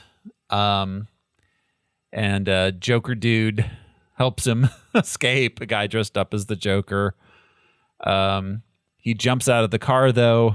Then he runs through Gotham City to the stairs from the first movie and finds Lee there outside his old apartment. She rejects him. She leaves, just walks out of the movie. She tells him, we were never going to go away. It was all just a fantasy. Yeah. Yeah. It was always a fantasy. We were going to just fuck shit up as much as she wanted the attention that he was getting. She painted herself. Yeah. I don't think she had any illusion in her mind that he was going to go free. No. She never, ever thought he was going to get out. But yeah, she's been manipulating the whole time, the way she confronted the lawyer much earlier in front of the press. Mm-hmm. No, she wanted to be one of the Manson girls. So and she did a bunch of Charlie's interviews locked herself. away and I'll always love him. Yeah. Mm-hmm. Yeah. So, but again, Arthur empathizes with the entire city. He gets out of the car because the dude's like, now it's all going to burn down. And it's like, I don't want to go to wherever you're taking me. Yeah. I don't want to go to a second location with the Joker. Yeah. It's really funny. He gets out of the car and starts running. And you're thinking like, fuck, it's chaos in Gotham. Like we've seen chaos in Gotham in 100 Batman movies at this point. Mm-hmm. This is just normal ass fucking like 1983, 9 a.m. in New York City.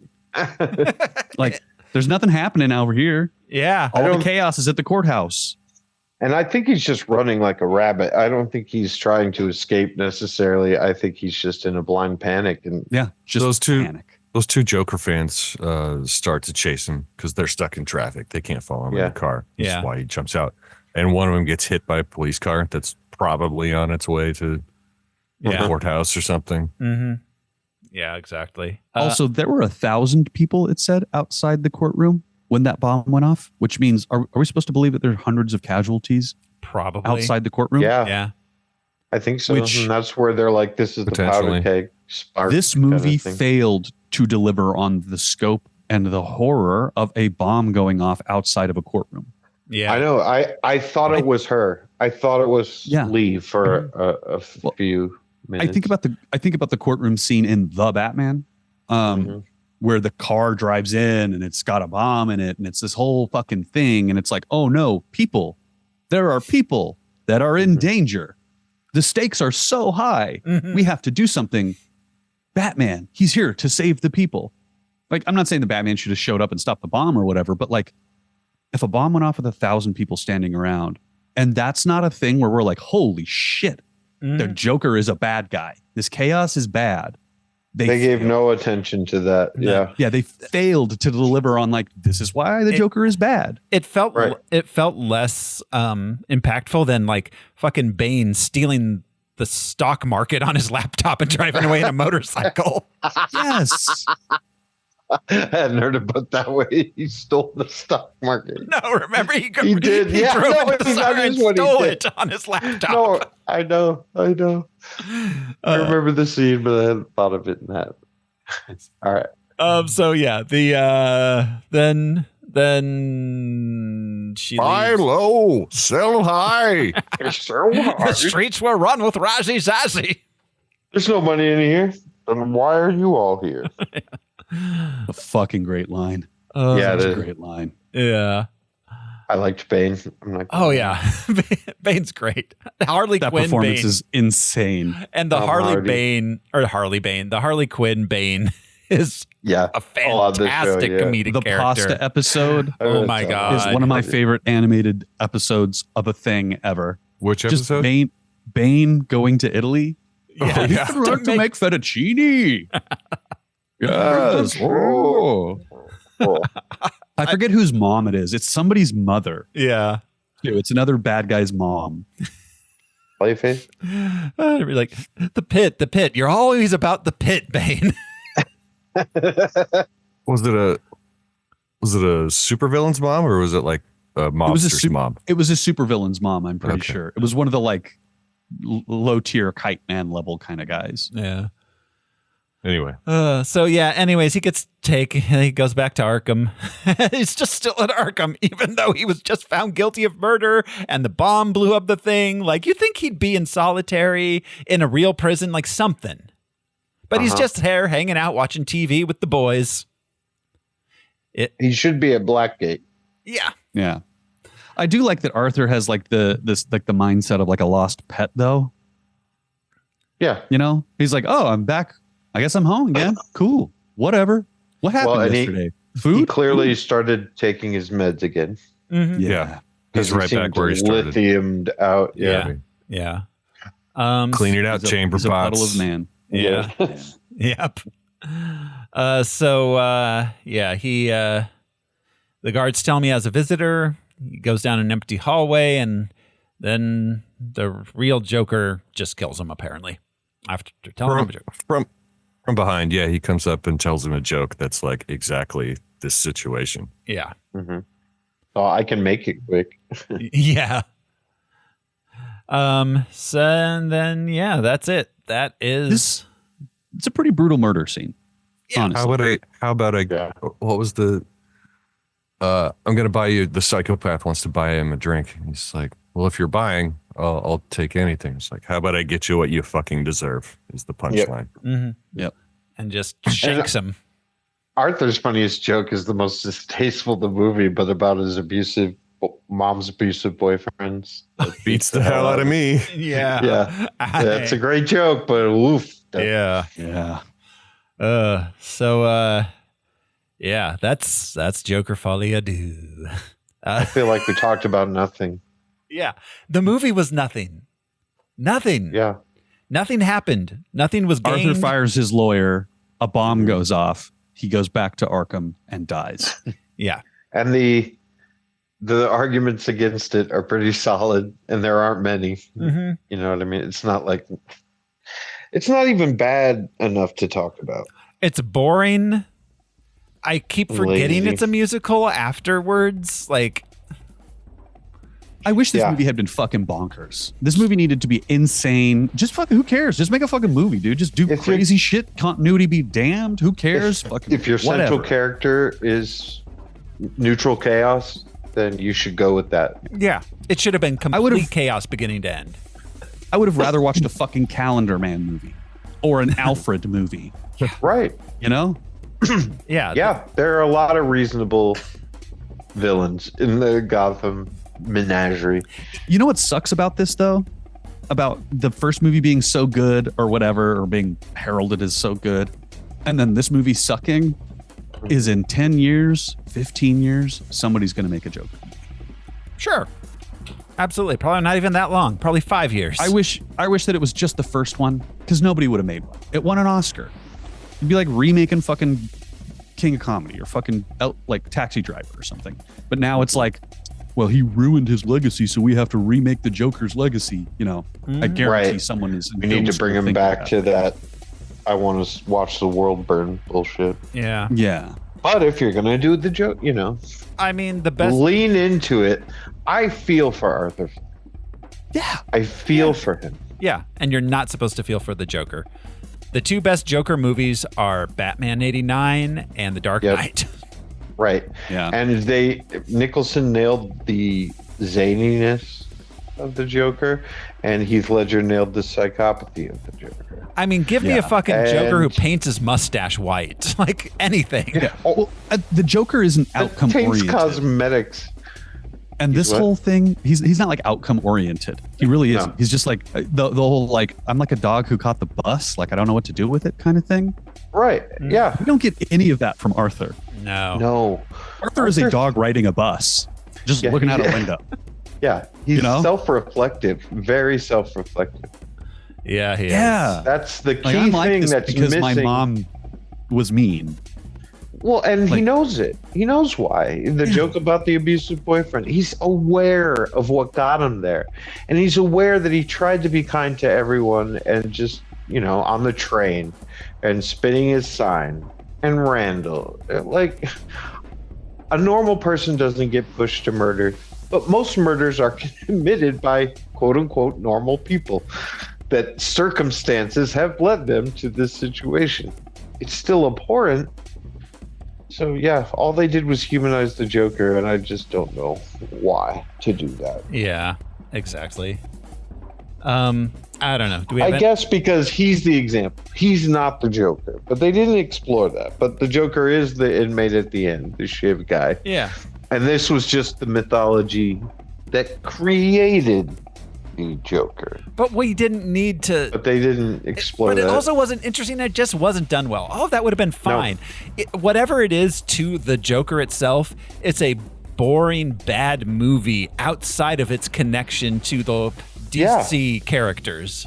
They don't explain it about how the cult of personality works. The legend, that's just a story. Arthur Fleck is just a story. But then somebody has to be like, you're not Joker enough. I'm going to stand up and be the hero that you're talking about.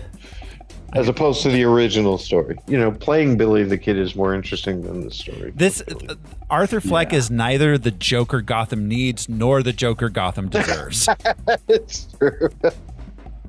All right. Yeah, he's the dog riding the bus, man. I don't know. But you're right. Nothing happened in this movie. Nothing happened. It's not even. It's barely a movie. No, they rehashed what happened in the first one. Mm-hmm. The last movie ends with him killing a guy on live TV. This movie ends with a bomb, and then doesn't end with the bomb. I rate bomb Dad really in the matter. courtroom. The bomb does not matter. No, it don't. Whose son is he? Whose son? About? Yeah, exactly. Is it the guy that he killed in the subway? Because we have all pretty much confirmed Gotham-wide that those guys were shitheads. Mm-hmm. Right. I don't. Yeah, they gave him lines, and he was in 2 scenes. I couldn't figure out who his son was. It was so weird because I was like, he looks too young to be Robert De Niro's. I empathize. I empathize with Arthur in that moment. Yeah, because he shot your kid because your kid was a piece of shit. Yeah, like not saying that murder is justified in that situation, but like if your son was one of the 3 people on the subway. Yeah. And also, it's established that he has a disorder that makes him laugh. Yes. Yeah. Not that he thinks it's funny. Yeah. This. Anyways. Yeah. I don't know. Do we have anything? Any unanswered questions or anything? No. All right. Let's just rank it. I assume we're all thumbs down, so I'm not going to bother thumbs. Don't bother the thumbs. Don't bother the thumbs. They weren't invented in the 80s, anyways. They help you involve. Yeah. Oh wait, no, they were in the 80s. They weren't invented in the 40s. I might have been closer to a thumbs up than the rest of you, because I usually am. Yeah, but were you going to go up though, Al? You're too easy. I don't think so. It's not as good as the first one. No, I had hoped. I had seen this, I think, before all you guys. This was your first watch through, right? Yeah. I had seen this a couple of weeks ago. I like bootlegged it, whatever. Sue me. And I had hoped that on a rewatch I would enjoy it more. But on a rewatch, I had already watched this movie. You know, it's how it felt. I was like, fuck, I've already seen all this, dude. I've already seen all of this. There were no elements of like, oh shit, I missed that. I missed that. Oh, that was interesting. Oh, that makes more sense now. Some of just like, fuck, I saw this already. Sometimes we get to these movies and they feel like homework, but this is like the worst example of a movie feeling like homework to me. Yeah. I did actually like it the second time a little bit better and noticed things. Honestly, I enjoyed it more on the first time. Because I was like, weird. Is this what? Right. What are they doing? Yeah. Questioning it, you know? So, yeah. It needs to go further down the line. I love Age of Ultron. No, way further down. Way further down. Below, let's see, underneath Constantine, underneath New Mutants, Buffy underneath the Flash, Shazam, Fury of the Gods, Black Adam area. It made me Hellboy 2019 aggravated. area.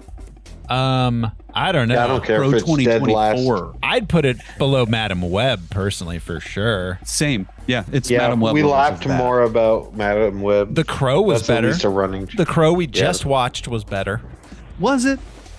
I thought Than so. this? Yeah, I thought it was. I think this is better than The Crow. Really? I think this was a little bit better than The Crow. Lady Gaga All right, you delivered guys some rank it. performance that was interesting. I like the Madam Web. I mean, Madam Web was bad but fun. Yeah. Funny. Yeah. I personally don't want to put this above Supergirl. I have a soft spot in my heart. Oh yeah, I like Supergirl more.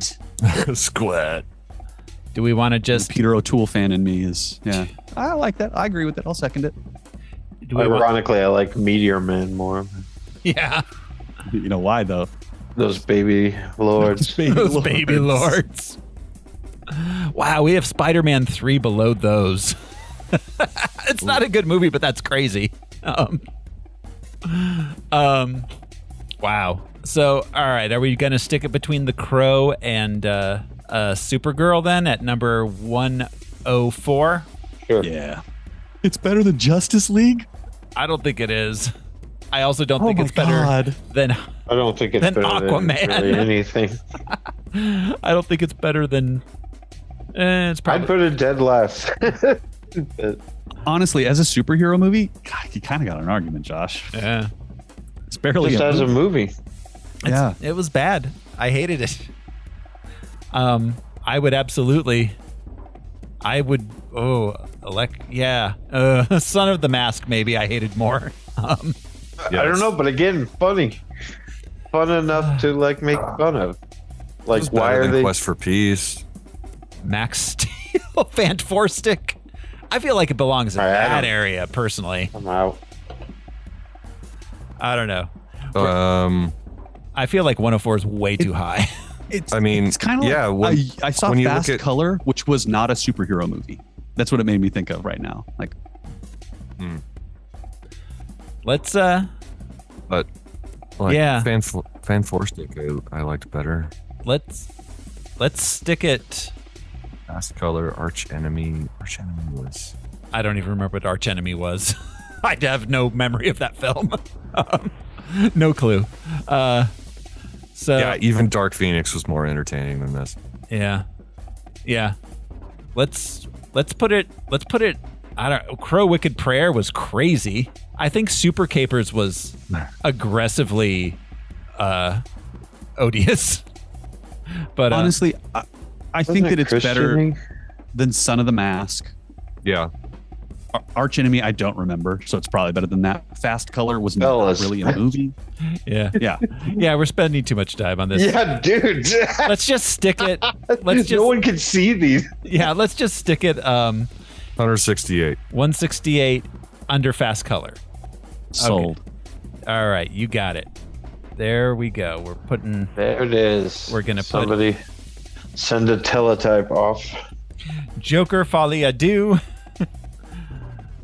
is going to go at number 168 on our big list of things that don't matter. There we go. And that brings us to next week. That's the end. Next week, we will be watching Venom, The Last Dance. All right. I didn't hate it. Not Craven? Nope. Craven's after not it. Yet. Craven's after it. Brian's been craving some Craven. I think Brian might have been looking at an old list because originally Craven was supposed to come before Joker. Yeah, no, I had to update the calendar. That's what happened. I did that this morning. It's now up to date. There we go. Yeah. So, but yes, no. Next week is Venom, then Craven, and that is the last of the new superhero movies. We'll be doing it just about when Brave New World comes out, but that's going to be, we're not going to hit the 25 movies for a little bit. For a bit. We've got some other miniseries to do before we have a bulk of 25 movies to run through. So that's it for this week. We will say adieu to Folie Adieu. And this has been one of your hosts, Thoreau Smiley. Thanks for hanging out with us, everybody. This movie felt like somebody was bashing my head in many, many times. Knock, knock. Who's there? Not a movie. I'm Josh CC. I'm Brian Lesh, and I will be selling Arkham Fast Passes until I run out, ladies and gentlemen. Find us on Patreon. It's his new crypto. Is the honeymoon over? I'm Alaric Weber. Thanks, everyone. We'll see you next time. Bye. Bye.